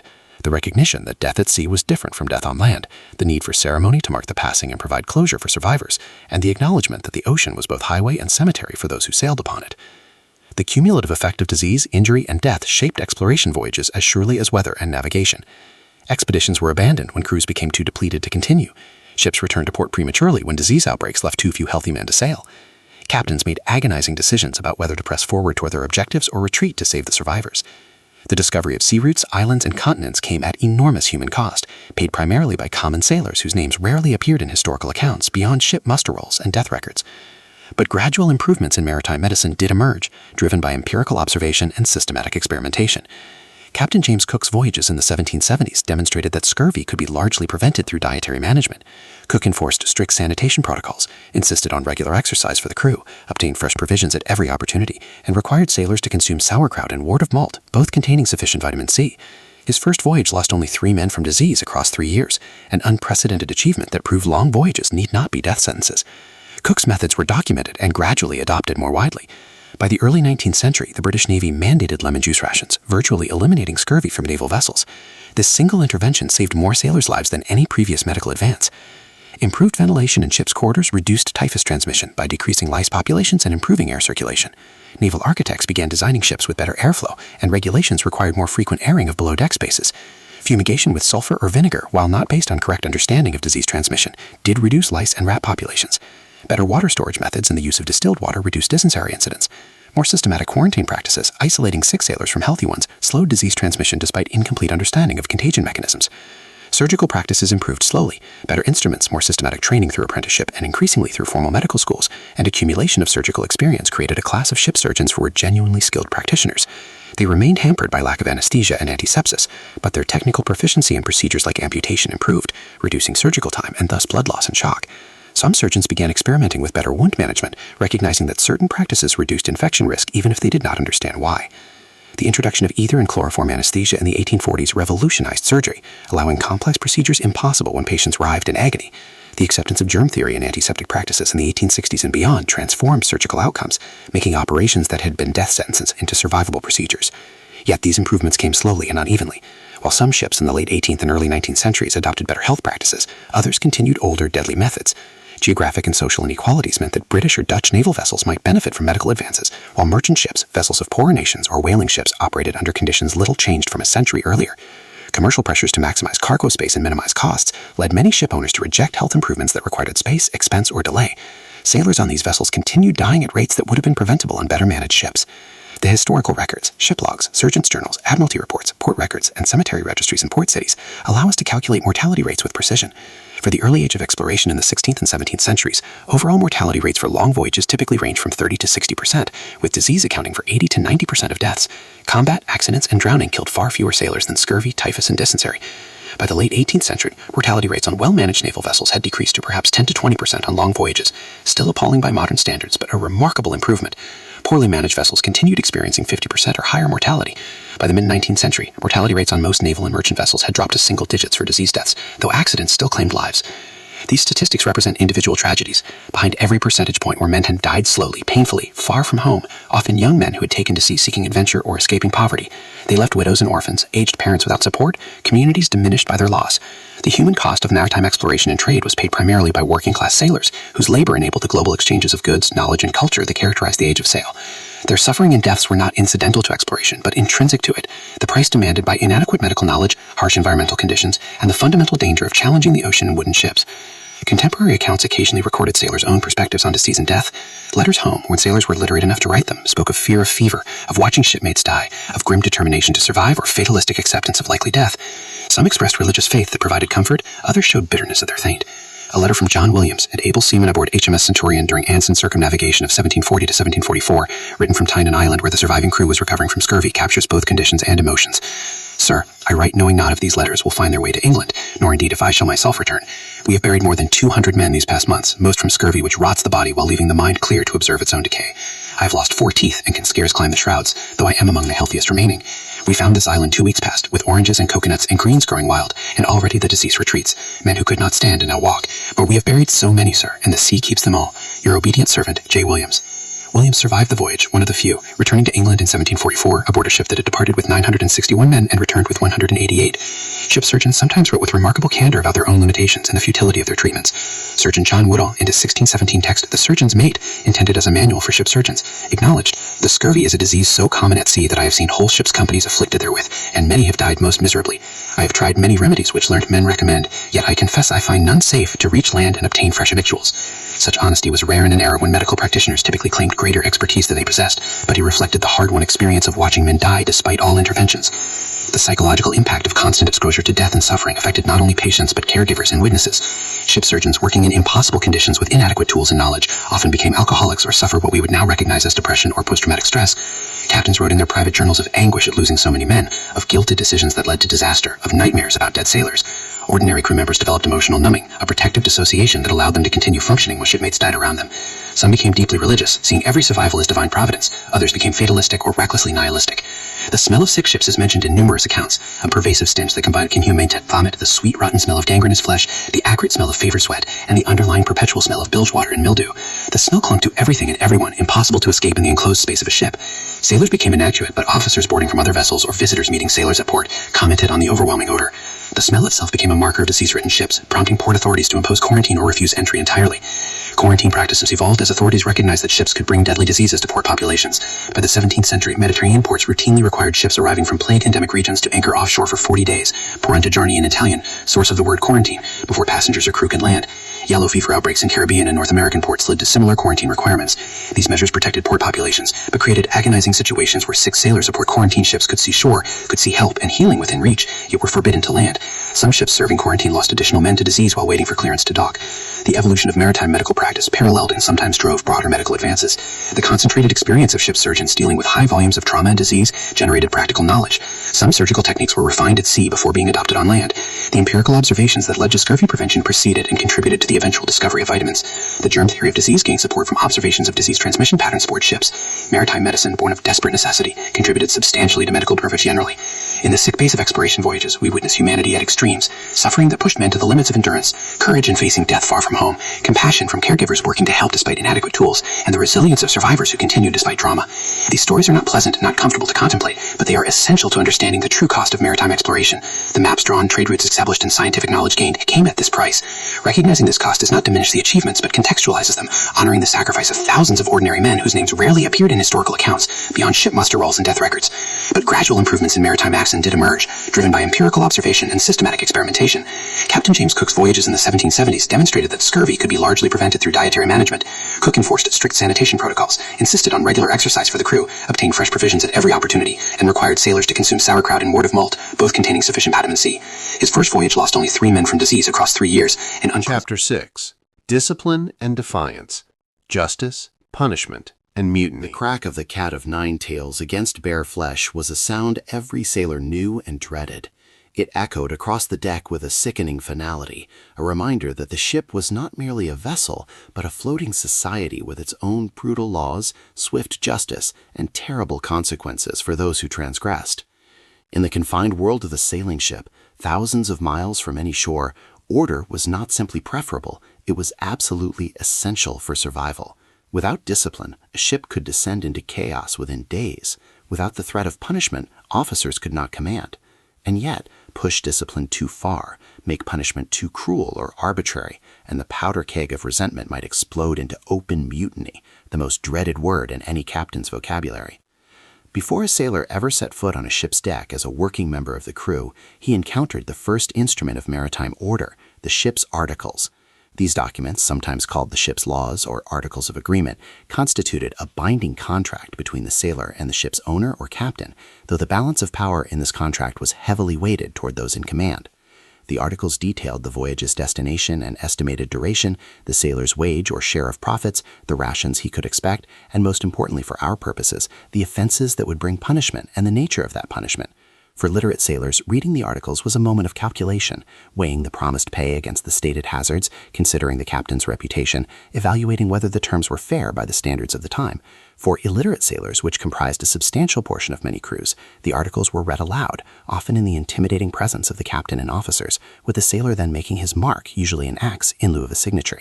This ceremony, whether conducted in a recruiting office, a tavern, or on the dock, represented the sailor's voluntary entrance into a system of authority that would govern every aspect of his life for months or years to come.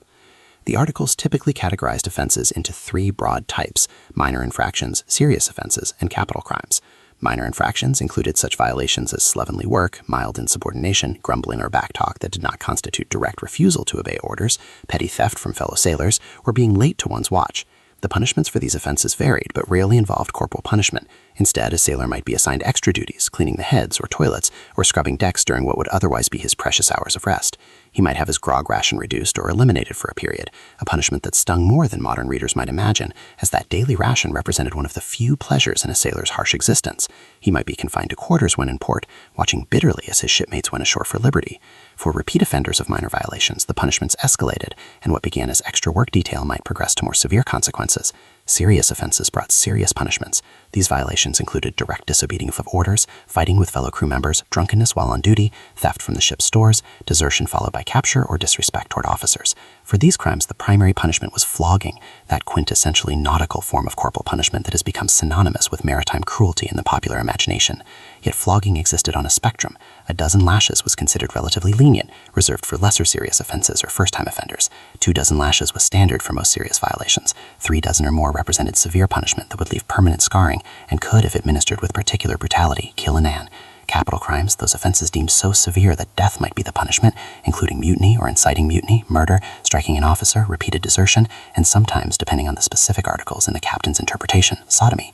The ship's articles gave the captain extraordinary power, making him judge, jury, and often executioner.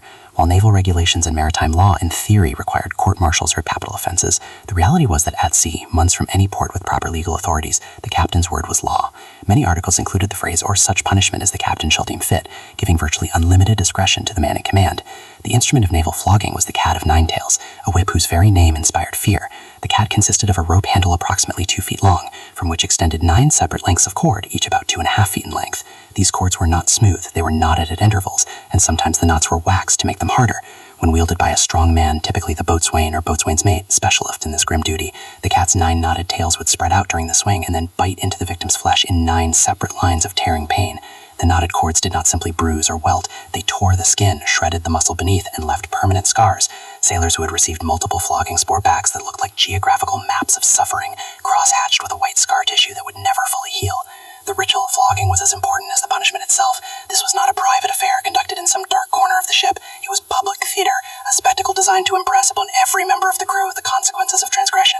The ritual typically followed an established pattern that varied a little from ship to ship or navy to navy. It began with the call, "All hands on deck," bringing every sailor not absolutely required at their station to assemble on the main deck. The crew would form up in organized ranks, officers to one side.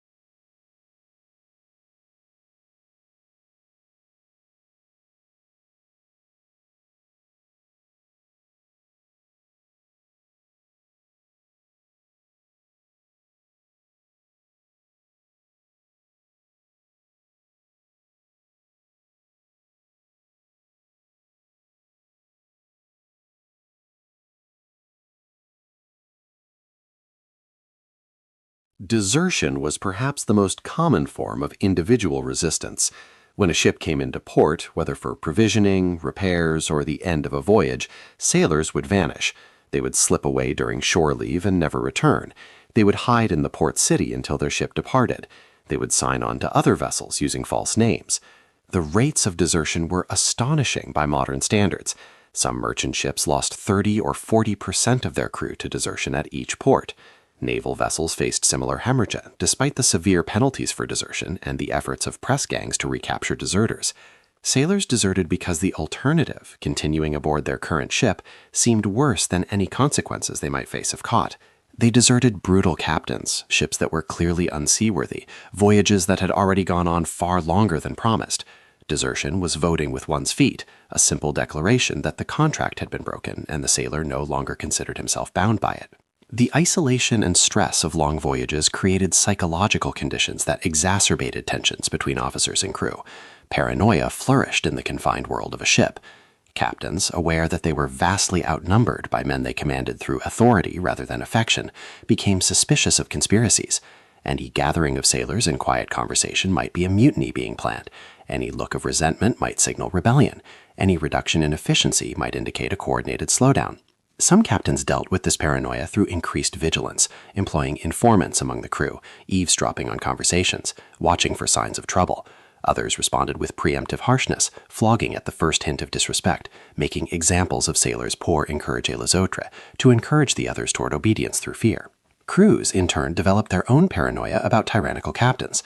They watched for signs that their commander was going mad, a not uncommon occurrence on long voyages, when the stress of command, the isolation of leadership, and sometimes alcohol or disease affected a captain's judgment. They worried about captains who seemed indifferent to their welfare, who made decisions that seemed designed to enrich officers at the crew's expense, who appeared to value cargo more than human lives. This mutual suspicion created a feedback loop. Captains suspected mutiny, which led them to become harsher, which increased crew resentment, which confirmed the captain's suspicions, which led to even harsher measures, until finally the tension broke in violence, or the voyage ended. Personal accounts from sailors and officers reveal the moral complexity of these situations. Reading a captain's journal, we might find a man who genuinely believed he was doing his duty, who saw flogging as an unfortunate necessity rather than cruelty, who felt the weight of responsibility for bringing his ship safely home, and concluded that harsh discipline was essential to that mission. These captains did not see themselves as sadists, but as men performing a difficult job under impossible circumstances, making hard decisions that others might second-guess but that seem necessary in the moment. Some of these accounts are self-serving rationalizations, but others reveal thoughtful men genuinely wrestling with the ethics of their authority. Yet we also have accounts that reveal sadism pure and simple, officers who clearly enjoyed inflicting pain, who invented excuses to order floggings, who laughed while sailors screamed, who treated their crews as subhuman creatures deserving of abuse. These accounts make clear that not all maritime discipline was about maintaining necessary order. Some of it was about powerful men exploiting the vulnerable, about cruelty for its own sake, dressed up in the language of duty and discipline. Reading these accounts today, we recognize patterns of abuse, torture, and psychological warfare that go far beyond any justifiable standard of military or maritime discipline. From the sailor's perspective, accounts reveal a similar complexity. Some mutinies appear in hindsight to have been justified, desperate acts by men pushed beyond endurance, confronting genuine tyranny or life-threatening abuse. Other mutinies appear to have been led by troublemakers who chafed at any authority, who saw conspiracy where there was only routine discipline, who convinced others to join in rebellion that served no purpose beyond satisfying the ringleader's resentment. Most mutinies probably fell somewhere between these extremes, complex situations where legitimate grievances mixed with personal animosities, where reasonable demands for better treatment mixed with unreasonable expectations, where the line between justified rebellion and criminal mutiny was genuinely unclear. Different navies and maritime traditions approach discipline with different philosophies and practices. The Spanish Navy and Merchant Marine had a reputation for particularly severe discipline. Spanish captains wielded almost unlimited authority, and punishments were harsh by any standard. Floggings of 50 or 100 lashes were not uncommon. Magellan's brutal response to mutiny reflected the Spanish tradition.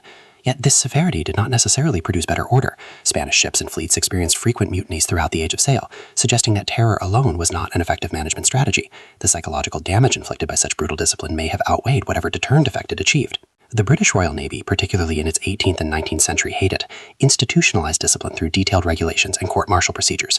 The Articles of War spelled out offenses and punishments with precision, at least in theory, limiting captains' arbitrary authority. In practice, captains still wielded enormous power, and British naval discipline was harsh. Flogging was routine, keel hauling was practiced into the early 18th century, and hanging for mutiny was standard. Yet British naval regulations also provided some protections for sailors, limits on the number of lashes that could be administered without a court-martial, requirements for documenting punishments in the ship's log, procedures for sailors to submit complaints about officers. These protections were often honored more in the breach than the observance, but they existed, and occasionally a captain who went too far did face consequences. The Dutch merchant marine developed a reputation for relatively lenient discipline, at least compared to Spanish or British standards. Dutch captains still flogged, still maintained strict authority, but Dutch maritime culture placed greater emphasis on the contract between sailor and owner, on the specific terms of the ship's articles, and on treating sailors as hired laborers rather than as impressed prisoners. This did not mean Dutch sailors owed them comfort. Conditions aboard Dutch vessels could be as brutal as anywhere else, but the psychological atmosphere was reportedly different, with less of the terror and arbitrary cruelty that characterized service aboard Spanish or some British vessels. Dutch shipping was also more economically rational in its approach, recognizing that experienced sailors were valuable assets. Treating them slightly better often meant retaining crews rather than losing them to desertion. French naval discipline combined elements of noble tradition with practical necessity. French naval officers were typically drawn from the aristocracy, and they brought with them attitudes about class and honor that shaped their approach to command. A French captain might flog a sailor for disobedience, but would regard dueling with another officer as the proper way to settle disputes among gentlemen. This class consciousness sometimes worked to sailors' advantage. Aristocratic officers often felt obligations to their crews that were conceptually similar to feudal obligations, notions of noblesse oblige that required protecting and providing for those in their charge. At other times, it worked to sailors to disadvantage, as aristocratic officers regarded common sailors with such contempt that their welfare barely registered. American naval and merchant marine discipline evolved during the early Republic, influenced on revolutionary ideals but still fundamentally harsh. American captains flogged, American crews mutinied, and American maritime law provided for execution of mutineers.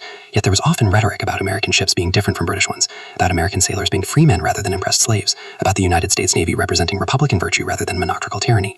This rhetoric sometimes influenced practice, with American officers aware that excessive brutality might be seen as un-American, inconsistent with Republican values. But the practical demands of maritime command changed little regardless of political philosophy, and many American captains ruled their ships as absolutely as any British or Spanish commander. The psychological burden of command was itself a form of vacillation. A captain lived apart from his crew, eating separately, quartered separately, maintaining social distance that was considered essential to authority. He could not be friends with this man, could not confide in them, could not show weakness or doubt. Among officers he might find companionship, but even there he was set apart. The ultimate responsibility was his alone. If the ship foundered, if the voyage failed, if mutiny occurred, the captain would be held accountable.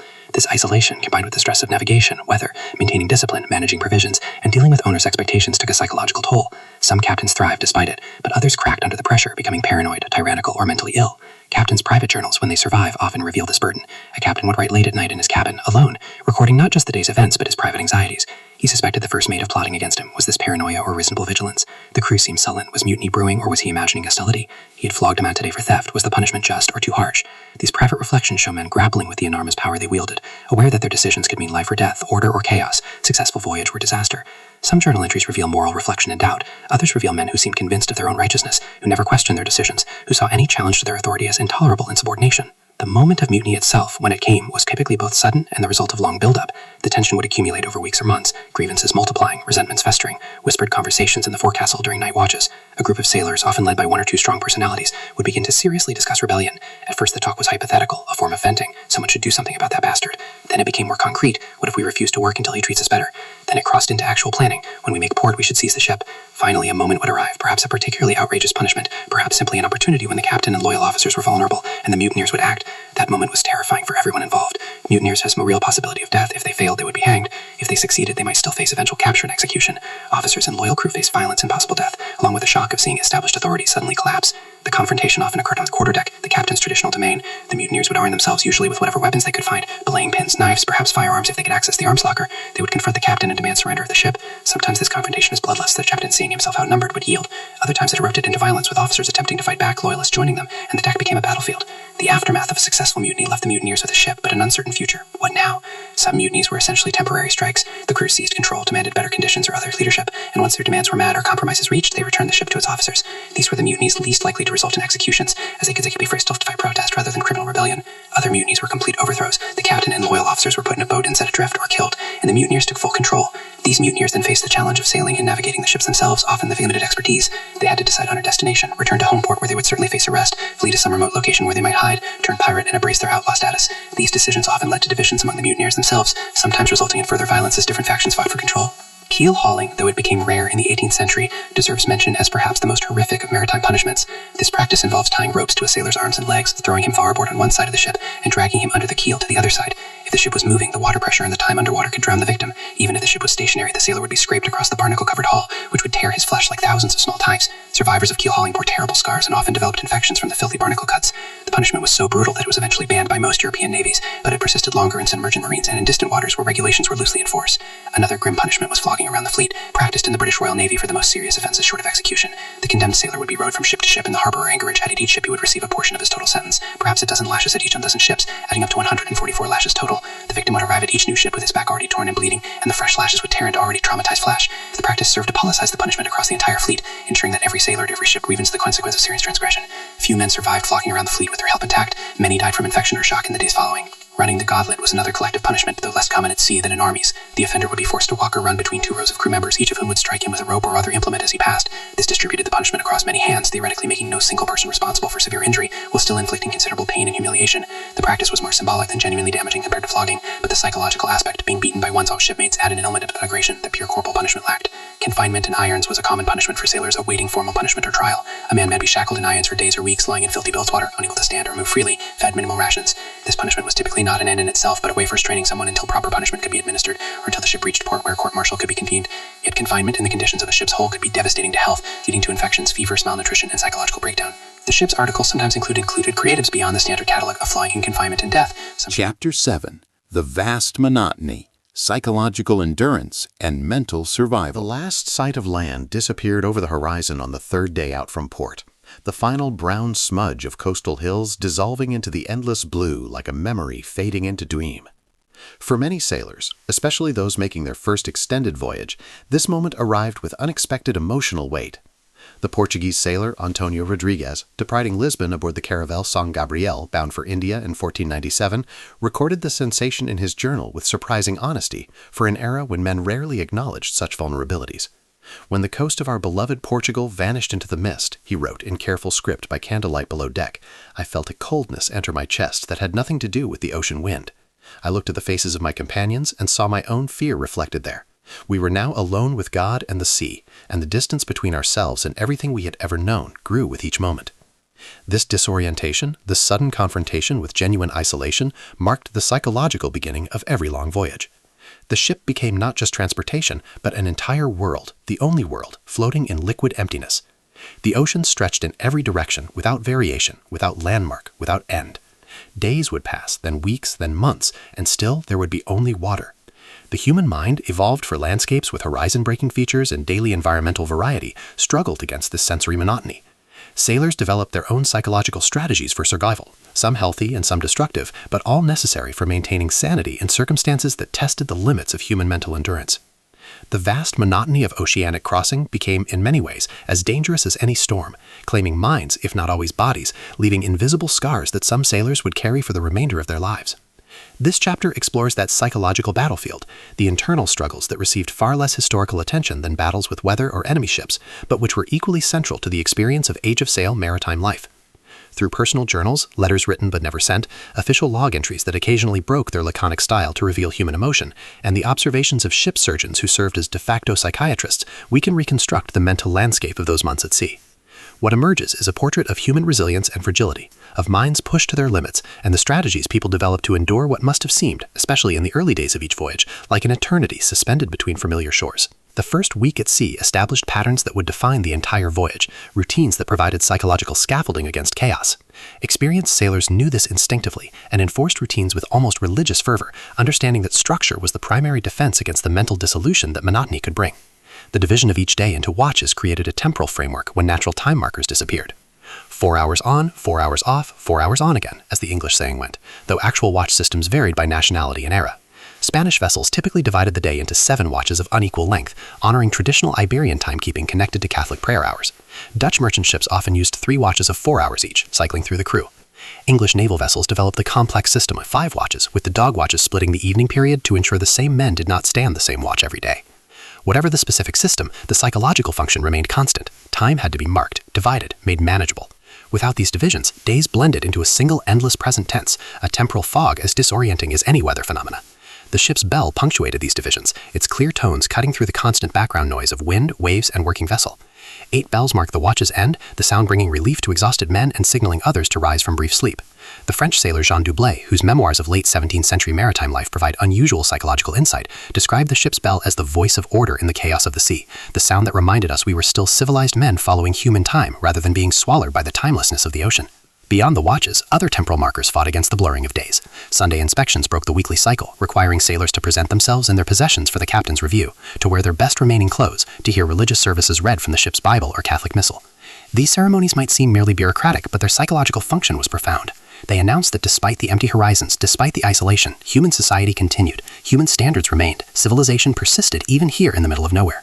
The ritual said, "We have not been forgotten by the world. We have not ceased to be part of human community. We maintain our identities as Christians, as subjects of our nation, as men of specific rank and role." The physical reality of the ship's confined space intensified every psychological pressure. Most vessels of the age of sail measured between 80 and 150 feet in length, with crews numbering anywhere from 20 to several hundred depending on the ship's size and purpose. The available living space per person was minimal, often less than the bunk space in a modern prison. Men lived, worked, ate, and slept within arm's reach of each other, with virtually no privacy and no escape from constant human proximity. The smell alone could be overwhelming. Unwashed bodies in an era before regular bathing, the reek of the bilge water sloshing below, rotting provisions, human waste, tar, and the particular organic decay that salt water caused in wood and rope. John Newton, the English slave ship captain who later became an abolitionist and wrote the hymn Amazing Grace, recorded in his journal a moment of clarity about the psychological impact of such conditions. "I stood on deck breathing the clean sea air and realized I had become so accustomed to the perpetual stench below that I no longer noticed it until coming above. We adapt to circumstances that would have seemed intolerable when we first embarked. This adaptation is both our salvation and our danger, for we begin to accept as normal what should remain appalling. We lose our ability to see clearly the degradation of our circumstances." The hammocks where sailors slept hung so close together that men touched their neighbors throughout the night, swaying in unison with the ship's motion. Personal space was measured in inches. Possessions had to fit in a single small chest if a sailor was fortunate enough to own one, or in a cloth bath if not. Everything was communal. The tables where men ate, the limited supply of dishes and utensils, even the buckets used for personal washing. This forced intimacy created intense bonds between some sailors, friendships forged in suffering that would last lifetimes. But it also generated friction, conflict, and hatreds that could become equally intense. A man's small habits, the way he chewed his food, the sounds he made in sleep, his manner of speaking, became magnified through constant exposure until minor irritations could grow into obsessive grievances. The Dutch sailor Cornelius Janssen, writing in 1654 about his voyage to the East Indies, described a feud that developed between 2 sailors over the way one of them cleared his throat. It began as a small thing, Janssen wrote, merely an unfortunate sound the man could not help making. But after 3 months at sea, hearing the sound dozens of times each day, his watchmate had grown to hate it with an intensity that shocked us all. He would flinch at the sound as though struck, his face would contort. Finally, one evening he attacked the throat clearer with a knife, screaming that he could not bear to hear that sound one more time. It took 4 men to restrain him, and he was flogged for the assault, but I understood his madness. We all had our small torments we endured, sounds or sights or smells that rubbed against our nerves like a rope sawing through skin, slowly, constantly, until we thought we might go mad. Marking the passage of time became an obsession for many sailors, a psychological anchor against the disorienting sameness of days. Men developed personal systems for tracking time beyond the official ship's log maintained by officers. Some carved notches into wooden beams, one for each day, with deeper cuts marking weeks or Sundays. Others tied notch and strand, creating tactile calendars they could feel in darkness below deck. The most literate kept journals, often just brief notations. Tuesday, 43rd day at sea, wind from SE, nothing sighted. But the act of writing itself served a purpose beyond record-keeping. To write was to assert that these days mattered, that they were distinct enough to merit documentation, that the writer himself still existed as an individual capable of observation and reflection. The Spanish sailor Pedro de Ledesma, part of Magellan's circumnavigation expedition, kept a journal that survives in fragmentary form. Its entries begin with detailed observations about weather, navigation, and daily events, but as months passed, the entries became shorter, more repetitive, sometimes just a single word, nada, it's nothing, or a simple mark confirming the day had occurred. Then, after weeks of such minimal entries, a sudden outpouring. I write this not because anything has happened, but because I must prove to myself that I still can write, that I still have thoughts worth recording, that I am still Pedro de Ledesma and not merely one more body among a crew, another piece of flesh maintaining this floating prison. The days have become so similar that I cannot distinguish one from another without consulting my marks. Was it yesterday or last week that the cook served the rotted pork? Did we cross into the southern latitudes 3 days ago or 10? Time has become like water, flowing around me without purchase. I hold to this journal as a drowning man holds to driftwood. Such journal entries written by men pushed to psychological extremes by monotony and isolation provide the most direct windows into the mental states of ordinary sailors, the internal experiences that official logs and formal histories rarely captured. Many sailors, of course, were illiterate and could not write such accounts. For them, the marking of time took other forms, arrangements of personal objects, patterns in the wear of their clothing, stories repeated and elaborated in their own minds, anything that created a sense of progression, of movement through time rather than suspension outside it. The natural environment itself offered little relief from monotony during extended passages. The ocean, despite its constant motion, presented a profound sameness that could numb the senses. The French naval surgeon Louis Garneret, whose memoirs of early 19th century maritime life combined medical observation with philosophical reflection, wrote about what he called l'hypnose de la mer, the hypnosis of the sea. After some weeks on the open ocean, he recorded, many sailors enter a kind of trance state. They perform their duties adequately, but seem not fully present. Their eyes have a distant quality, as though looking through the world rather than at it. Some ship surgeons have attributed this to scurvy or other physical ailments, but I believe it is a psychological response to the unchanging vastness around us. The human eye seeks variation, pattern, change. When presented only with the repetitive motion of waves, with a horizon that never varies except in the shade of blue or gray, with endless water in all directions, the mind begins to withdraw, to turn inward for the stimulation the external world no longer provides. This withdrawal could become dangerous if too deep, leading to accidents as sailors move through their work in semi-aware states. But it also served a protective function, a kind of mental hibernation that reduced psychological weight. Different sailors found different balance points. Some threw themselves into work with almost manic intensity, volunteering for extra duties, maintaining constant physical activity as a way to exhaust themselves into sleep and avoid too much consciousness of their situation. Others went the opposite direction, moving into a kind of maritime meditation, finding in the enemas rhythms of peace that cannot be achieved on land. The English sailor Thomas Lurding, whose 1700 spiritual memoir included extensive passages about his time at sea, described this state. I found in the vastness of the ocean a kind of cathedral, a space where the presence of God became more evident than in any church built by human hands. The endless water spoke to me of eternity, the unchanging horizon of God's eternal nature. Where other sailors saw only empty monotony, I learned to see holy simplicity, the reduction of the world to its essential elements, water and sky, wind, and the small wooden vessel carrying us forward in faith. My time at sea became a kind of monastery service, and the sameness of days a spiritual practice rather than a burden. Such religious interpretation of the oceanic experience was common, especially among Catholics and Protestant non-conformists who saw in maritime life a test of faith analogous to desert hermits or other spiritual seekers. Spanish and Portuguese vessels placed particular emphasis on religious observance, with daily recitation of prayers at specific times, regular masses when a priest was aboard, and devotional singing that transformed the ship into a floating church. This religious framing provided powerful psychological protection, transforming meaningless suffering into purposeful penance, random danger into divine testing, stepping every to prayer opportunities. The social dynamics aboard ship created an intense pressure cooker environment where personalities could not hide and human nature revealed itself with unusual clarity. Friendships formed quickly under shared hardship, bonds that can become deeper than family connections. Men who might never have spoken in normal society became brothers of circumstance, united by common experience that landsmen could never fully understand. These maritime friendships often had an intensity that seemed disproportionate to outside observers, but made perfect sense to those involved. When you have depended on another man to secure your safety line during a storm, when you turned your last piece of bread during shortage, when you've taken turns reading aloud the single letter from home until both had it memorized, when you have literally kept each other alive through months of danger and deprivation, such experiences create bonds that transcend normal social categories. The letters and journals of sailors are filled with expressions of love for shipmates that would seem romantic if not for the historical context. Men wrote about missing their sea brothers more than their actual families, of feeling more themselves aboard ship than in their home communities, of a kind of belonging that only existed within the never-time world. The English sailor Edward Coxer, writing in the mid-16th century, described his relationship with his watchmate. There is no friend on land who knows me as Thomas knows me, who has seen me at my best and worst, who has shared every circumstance of my life for these months we have been at sea. When we return to port, we will likely go our separate ways, he to his family in Kent and I to mine in Suffolk, and perhaps never meet again. But I know that part of my heart will always be with him, and when I am an old man, I will remember our time together with a sweetness that surpasses any other memory. But if the confined circumstances created deep friendships, they also generated intense hatreds. Personalities that clashed had no escape from each other, no possibility of distance or cooling off periods.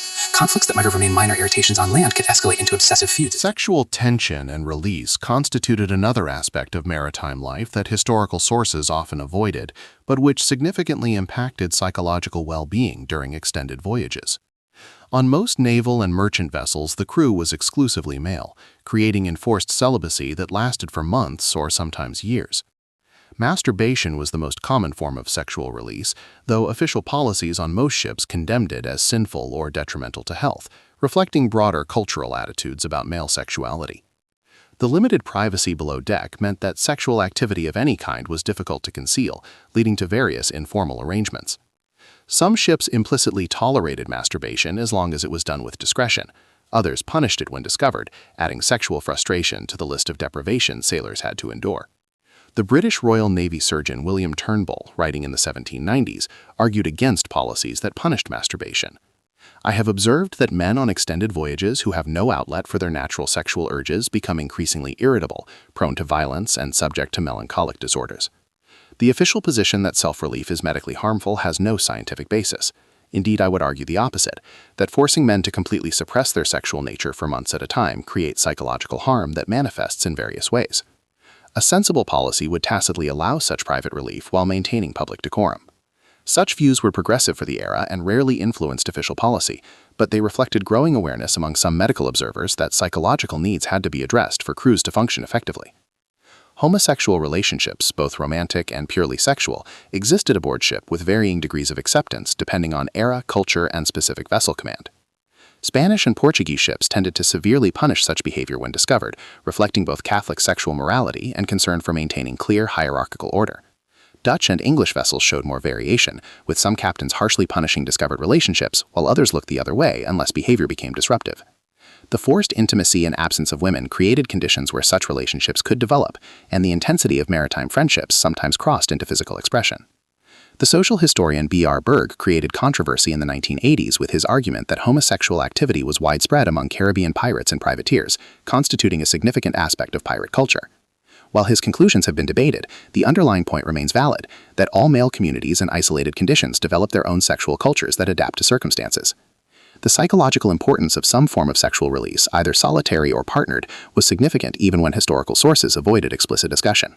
Human beings are sexual creatures, and months or years of enforced celibacy affected mental health in ways that sailors and their commanders had to manage somehow. The relationship between common sailors and their officers created complex psychological dynamics that significantly shaped the onboard atmosphere.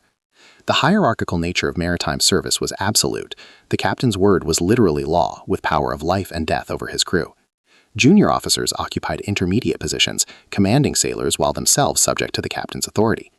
This rigid hierarchy was necessary for maintaining order and quick decision-making in emergencies, but it created psychological pressures at every level. For common sailors, the experience of subordination varied dramatically depending on officer temperament and command style. Good officers earned genuine respect and loyalty, leading through competence and caring for their men's welfare within the constraints of naval discipline. Bad officers ruled through fear and cruelty, treating sailors as disposable resources rather than human beings. Most fell somewhere between these extremes, maintaining necessary discipline while trying to be fair within a system that gave them enormous power. The journals and letters of common sailors are filled with character assessments of their officers, evaluations that determine their willingness to sail again with the same commander. The English sailor Edward Barlow, whose extraordinary journal covers nearly 50 years of maritime service in the late 17th and early 18th centuries, provided detailed portraits of dozens of officers he served under, creating a taxonomy of maritime leadership. "There be captains who command through fear," he wrote, "and while their ships may be orderly, the men hate them and will not go beyond the minimum required. There be captains who are too familiar, trying to be friends with their men, and these are not respected when difficult decisions must be made. The best captain I ever served was Captain Morrison, who was firm but fair, who expected much but also gave much, who maintained his authority while never forgetting that his crew were men like himself, simply in different circumstances. Under such a captain, men will work with a will and face danger without hesitation, for they know their welfare matters to him, and his decisions are made with both the ship's success and the crew's survival in mind." Such leadership created not just efficient ships, but also positive psychological environments where men could maintain their mental health despite the hardships of voyage. For officers, especially captains, the psychological burden of command created its own form of isolation. The requirement to maintain authority meant limiting intimacy with those they commanded. Captains could not reveal doubts, could not express the fear that every commander felt when making life or death decisions with incomplete information, could not seek emotional support from their crew. Some captains could confide in senior officers if mutual trust existed, but even this was limited by the need to maintain the chain of command. The result was profound loneliness at the top, of isolation within isolation that multiplied the psychological challenges of extended voyage. The American captain Amasa Delano, whose narrative of his maritime career was published in 1817, reflected on this aspect of command. The master of a vessel occupies a singular position, responsible for everything yet unable to truly share that responsibility with anyone. When I lay in my cabin at night unable to sleep because of the weight of decisions I must make, I cannot go to my crew for counsel without undermining the authority upon which their safety depends. I must appear certain even when I am racked with doubt, must project confidence even when I am terrified, must make decisions that may result in death for men under my command while maintaining the composure that keeps them steady. This requirement to hide one's true state of mind becomes its own burden, adding to the actual challenges of command. I have known captains driven mad by this pressure, unable to bear the weight of solitary responsibility for so many lives and such valuable cargo. The toll of command shows not just in the moment but across years, wearing away at a man's spirit in ways that are invisible to those who have never held such responsibility. This psychological isolation of command meant that some of the loneliest men at sea were those nominally in control, captains surrounded by crew but unable to truly connect with them because of the requirements of their position. The quality of decision-making could suffer when commanders had no trusted advisor with whom to reason through complex situations. The worst outcomes occurred when captains, unable to bear the psychological isolation, either became tyrants who ruled through fear and violence, or paralyzed by doubt, unable to make necessary decisions in time to matter. The rituals and ceremonies of maritime life served crucial psychological functions, breaking the monotony while reinforcing social bonds and cultural identity. The crossing the line ceremony when a ship passed over the equator was perhaps the most elaborate of these rituals, a rare moment of sanctioned chaos and carnival atmosphere. First-time crossers, called polylogs, would be subjected to elaborate hazing by experienced shellbacks who had crossed before. The rituals varied by nationality and era, but generally involved dressing up senior sailors as King Neptune and his court, putting polywogs through mock trials for invented offenses, and subjecting them to various indignities, being shaved with wooden razors, dunked in seawater, forced to eat disgusting concoctions, or crawling through garbage. The entire crew, including officers, participated, with traditional exemptions only for the captain and perhaps a few senior officers. These ceremonies served multiple psychological purposes. They marked a significant geographical milestone, making concrete the progress of the voyage. They temporarily inverted the normal shipboard hierarchy, allowing licensed transgression and chaos that... Chapter 8. When Nature Attacks, Storms, Calms, and Oceanic Fury. The barometer was falling. This simple observation, noted in ship's logs across centuries, carried more dread than any other meteorological fact. When the mercury column dropped rapidly, experienced captains knew what approached from beyond the horizon, nature's wrath in its most uncompromising form. The ocean, which could cradle ships gently for days, was preparing to reveal its terrifying power, and there was nowhere to run. No harbor, no shelter, just wooden planks between human life and the abyss, about to be tested beyond their design limits. The sky itself became a prophet of doom. First, the blue would fade to a peculiar brassy yellow, then darken to an ominous gray-green that seemed to press down from above. High clouds would streak across the heavens in long, thin lines, mare's tails, sailors called them, moving faster than any earthly wind. Birds, if any had been following the ship, would disappear entirely, their instincts warning them to seek distant land. The ocean's surface, previously textured with ordinary waves, would take on an oily smoothness, swells becoming longer and more regular, as if the sea itself was drawing breath before the scream. Captain James Morson, commanding the merchant vessel Cornwall in 1743, recorded the approach of a storm in the Atlantic. The glass fell 0.3 of an inch in as many hours. The men knew without being told. Those who had sailed these waters before became quiet, checking their gear with unusual care. The new hands watched them nervously, sensing something in their silence more frightening than any warning. I ordered the topgallant struck and the courses reefed. We would face what was coming with as little canvas as would maintain steerage. The preparation for storm was a carefully choreographed race against time. As the wind began to rise from a breeze to something stronger, sailors swarmed aloft, their bare feet gripping ratlines that would soon be slick with spray. On deck, everything movable was secured. Spare spars lashed down with extra turns of rope, chicken coops brought below, boats checked in their davits. Hatches were partially battened down, leaving only enough open for crew to pass through. The cook extinguished the galley fire. There would be no hot meals once the seas rose. Water casks were checked and secured. Pumps were tested. Every preparation acknowledged the same truth. Soon, the ocean would try to kill them. The wind arrived first as a herald of what followed. It came in sudden gusts that made even reefed sails boom like cannon fire. The ship began to heel, and sailors adjusted their stance automatically, bodies compensating for the deck's angle. The rigging sang with increasing pitch as wind speed rose, a keening wail that grew louder by the minute. Spray began to fly from wave tops, first occasionally, then continuously, stinging faces like needles of ice regardless of latitude. The temperature seemed to drop, though this was largely the effect of wind and wet clothing against skin. Then the seas began to build. Ocean waves, contrary to popular imagination, are not simple hills of water. They are energy moving through a medium, organized by wind and constrained by physics, capable of traveling thousands of miles from their point of origin. In deep ocean, storm-driven waves can reach staggering heights, 50, 60, even 70 feet from trough to crest. A wooden sailing ship encountering such waves faced forces that would humble any modern understanding of stress and strain. The ship began its new motion, not the gentle rocking of calm seas, but a violent, irregular pitching and rolling that made every action dangerous. Sailors moved about the deck in a crouch, timing their movements to the ship's rhythm, grabbing for handholds that seconds before had been out of reach.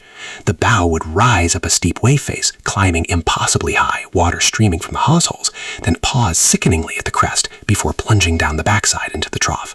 The stern would lift, the rudder partially clearing the water, then crash down with a shudder that ran through every timber.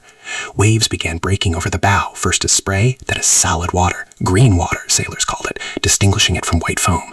Tons of ocean would cascade onto the foredeck, sweeping aft, swirling around the base of the masts, seeking anything loose. The first wave that broke completely over the deck was always a shock, no matter how many storms a sailor had weathered. The sheer weight of water, its irresistible force, the way it could pick up a man and throw him against the bulwarks or sweep him overboard entirely, these realities made intellectual knowledge visceral. A sailor named Thomas Whitfield, surviving a storm off Cape Horn in 1788, recorded, "The first great sea that swept us came without warning, or rather we saw it coming but could not believe its size. A wall of water as high as the maintop, dark green and marbled with foam, the crest already curling. It struck the bow and exploded upward, tons of it falling onto the deck. I wrapped both arms around the mizzenmast and held with all my strength, feeling my legs swept horizontal by the current. When it passed, young Peterson was gone, vanished as completely as if he had never existed. We heard no cry. There was only the wind's howl and the terrible sound of water where a moment before a man had stood." Captain faced terrible decisions during storms.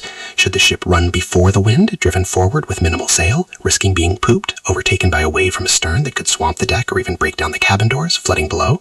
Or should the crew heave to, bringing the bow into the wind and virtually stopping, taking waves at an angle but reducing forward motion? Or perhaps lie a haul, taking down all sail and letting the ship drift, presenting its beam to the waves in hope that its design would let it roll through? Each option carried distinct risks, and the wrong choice could doom the entire vessel. Running before the storm meant maintaining steerage, keeping the stern to the pursuing waves, hoping that each mountainous swell would lift the stern, pass beneath, and drop it gently into the trough ahead.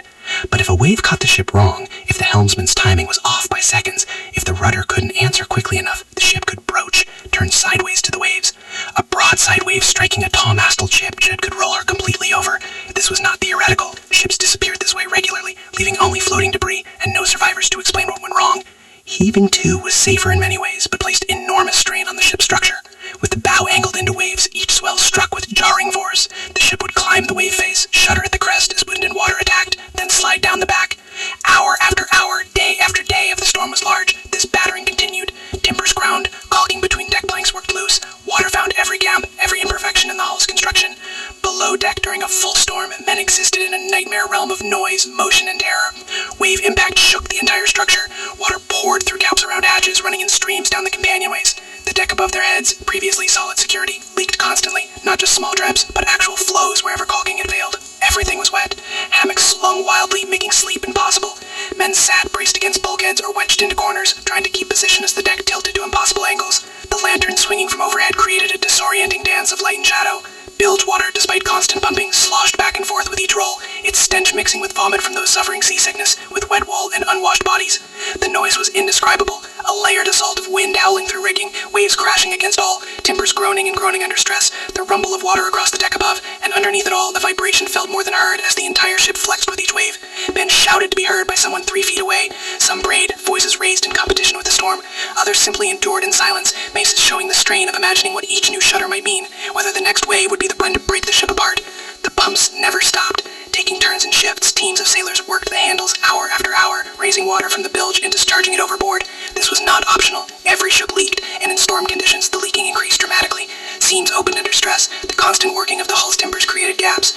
Water that came aboard through 100 small openings ran below. If the pumps failed, if the crew became too exhausted to maintain the pace, if water came in faster than human muscles could expel it, the ship would gradually sink, settling lower until a wave crashed through closed hatches, or the wave simply pulled her under. The psychological impact of prolonged storms was profound. The first hours brought adrenaline, heightened awareness, even a certain grim excitement. But as storms continued, 12 hours, 24, 48, sometimes 72 or more, exhaustion set in. Men needed to eat but couldn't keep food down in the violent motion. They needed sleep but couldn't find it. Each wave brought renewed fear. Is this the one? Will we survive? The uncertainty gnawed in minds already stressed by cold, wet, hunger, and exhaustion. Some men broke psychologically, becoming unable to function, huddled in corners in catatonic terror. Others became fatalistic, moving about their duties with mechanical precision, having surrendered out to Providence. During the height of a storm, death was always present. no chance of rescue. The ship couldn't turn around quickly. By the time he could come about, the man would be half a mile behind and towering waves, invisible in the darkness. Even if seen, reaching it was nearly impossible. Ships carried life rings, but throwing one accurately in high winds to a target rising and falling with 30 feet waves was beyond human capability. Overboard meant death, usually within minutes from hypothermia in cold waters, sometimes from drowning as waves broke over the struggling swimmer, occasionally from impact with debris. The merchant ship Arabella lost 4 men in a North Atlantic storm in 1756. The maid's log records with stark simplicity. March 12th, heavy seas took Morrison and Blade from the foredeck during the middle watch. March 13th, Campbell lost his grip on the main top and fell to the deck during Samla, height of his injuries before noon.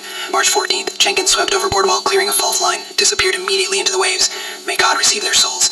This represented 4 families destroyed, 4 cents of wages that would never be collected, 4 empty spaces in the crew that made subsequent work harder for those remaining. And this was considered an ordinary storm, not even noteworthy enough for the captain to expand his log entry beyond recording the names.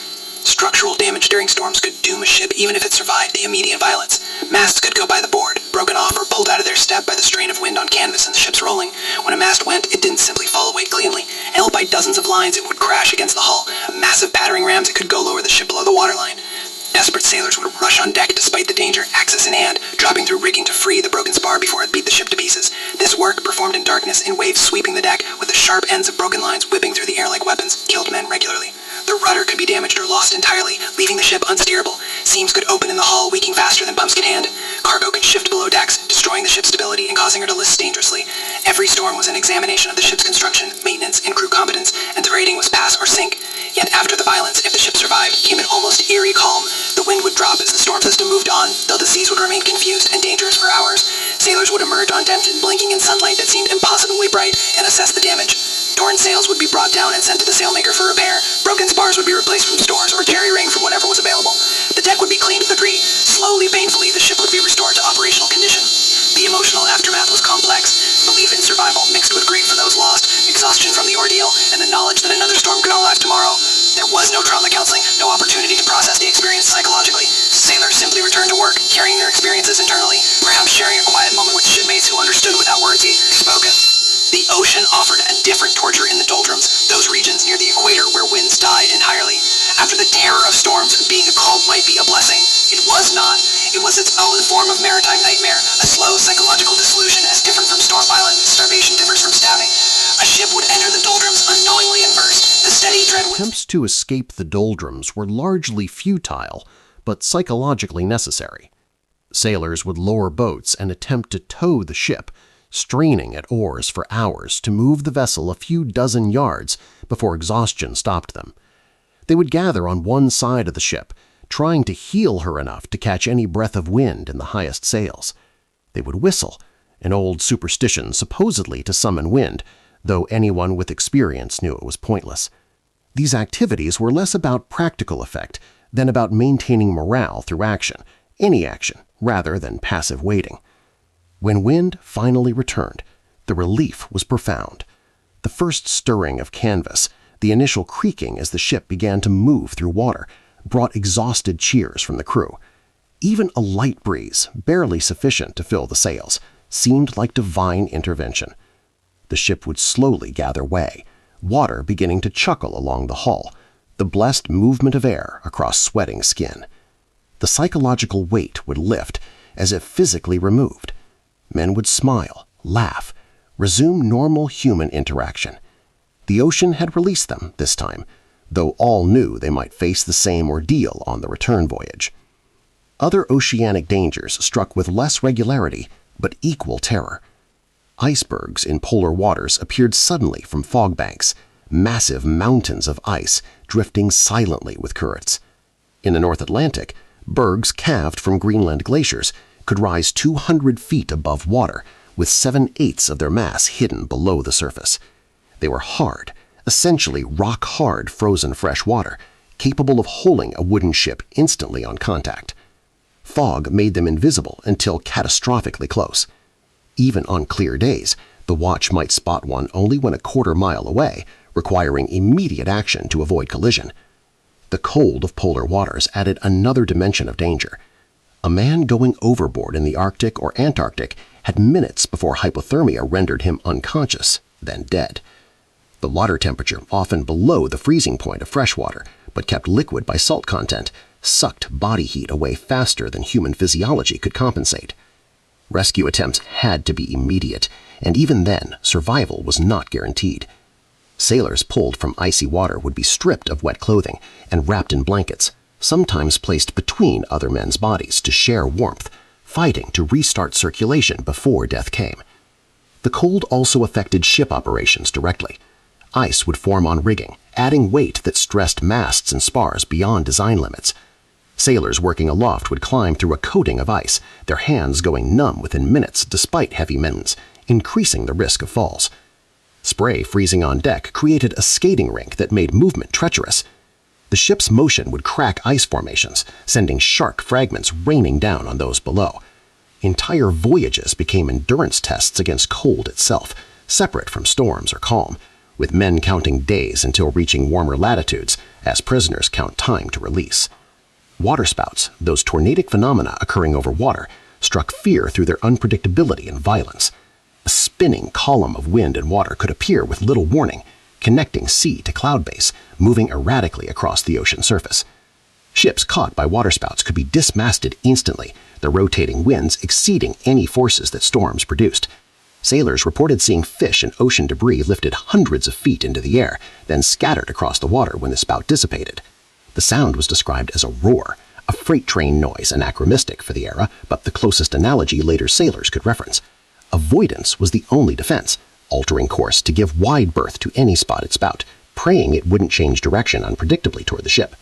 Rogue waves, though not understood scientifically until the late 20th century, appeared in sailors' accounts across all eras of sail.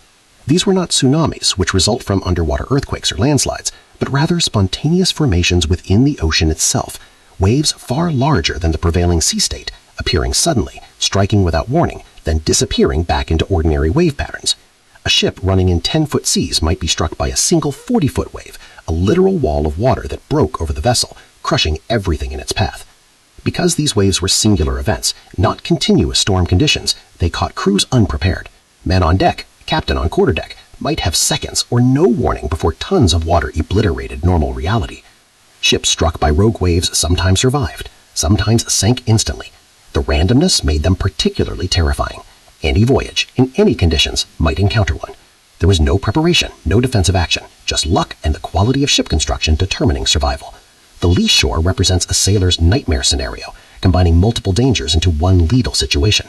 When a storm drove a ship toward a coastline from which wind was blowing, escape became nearly impossible. The ship couldn't sail directly into wind, could only angle partially toward it, meaning with each passing hour the shore grew closer. Anchoring was attempted, but often failed, anchors dragging across rocky bottom or lines breaking under the strain of wind and waves.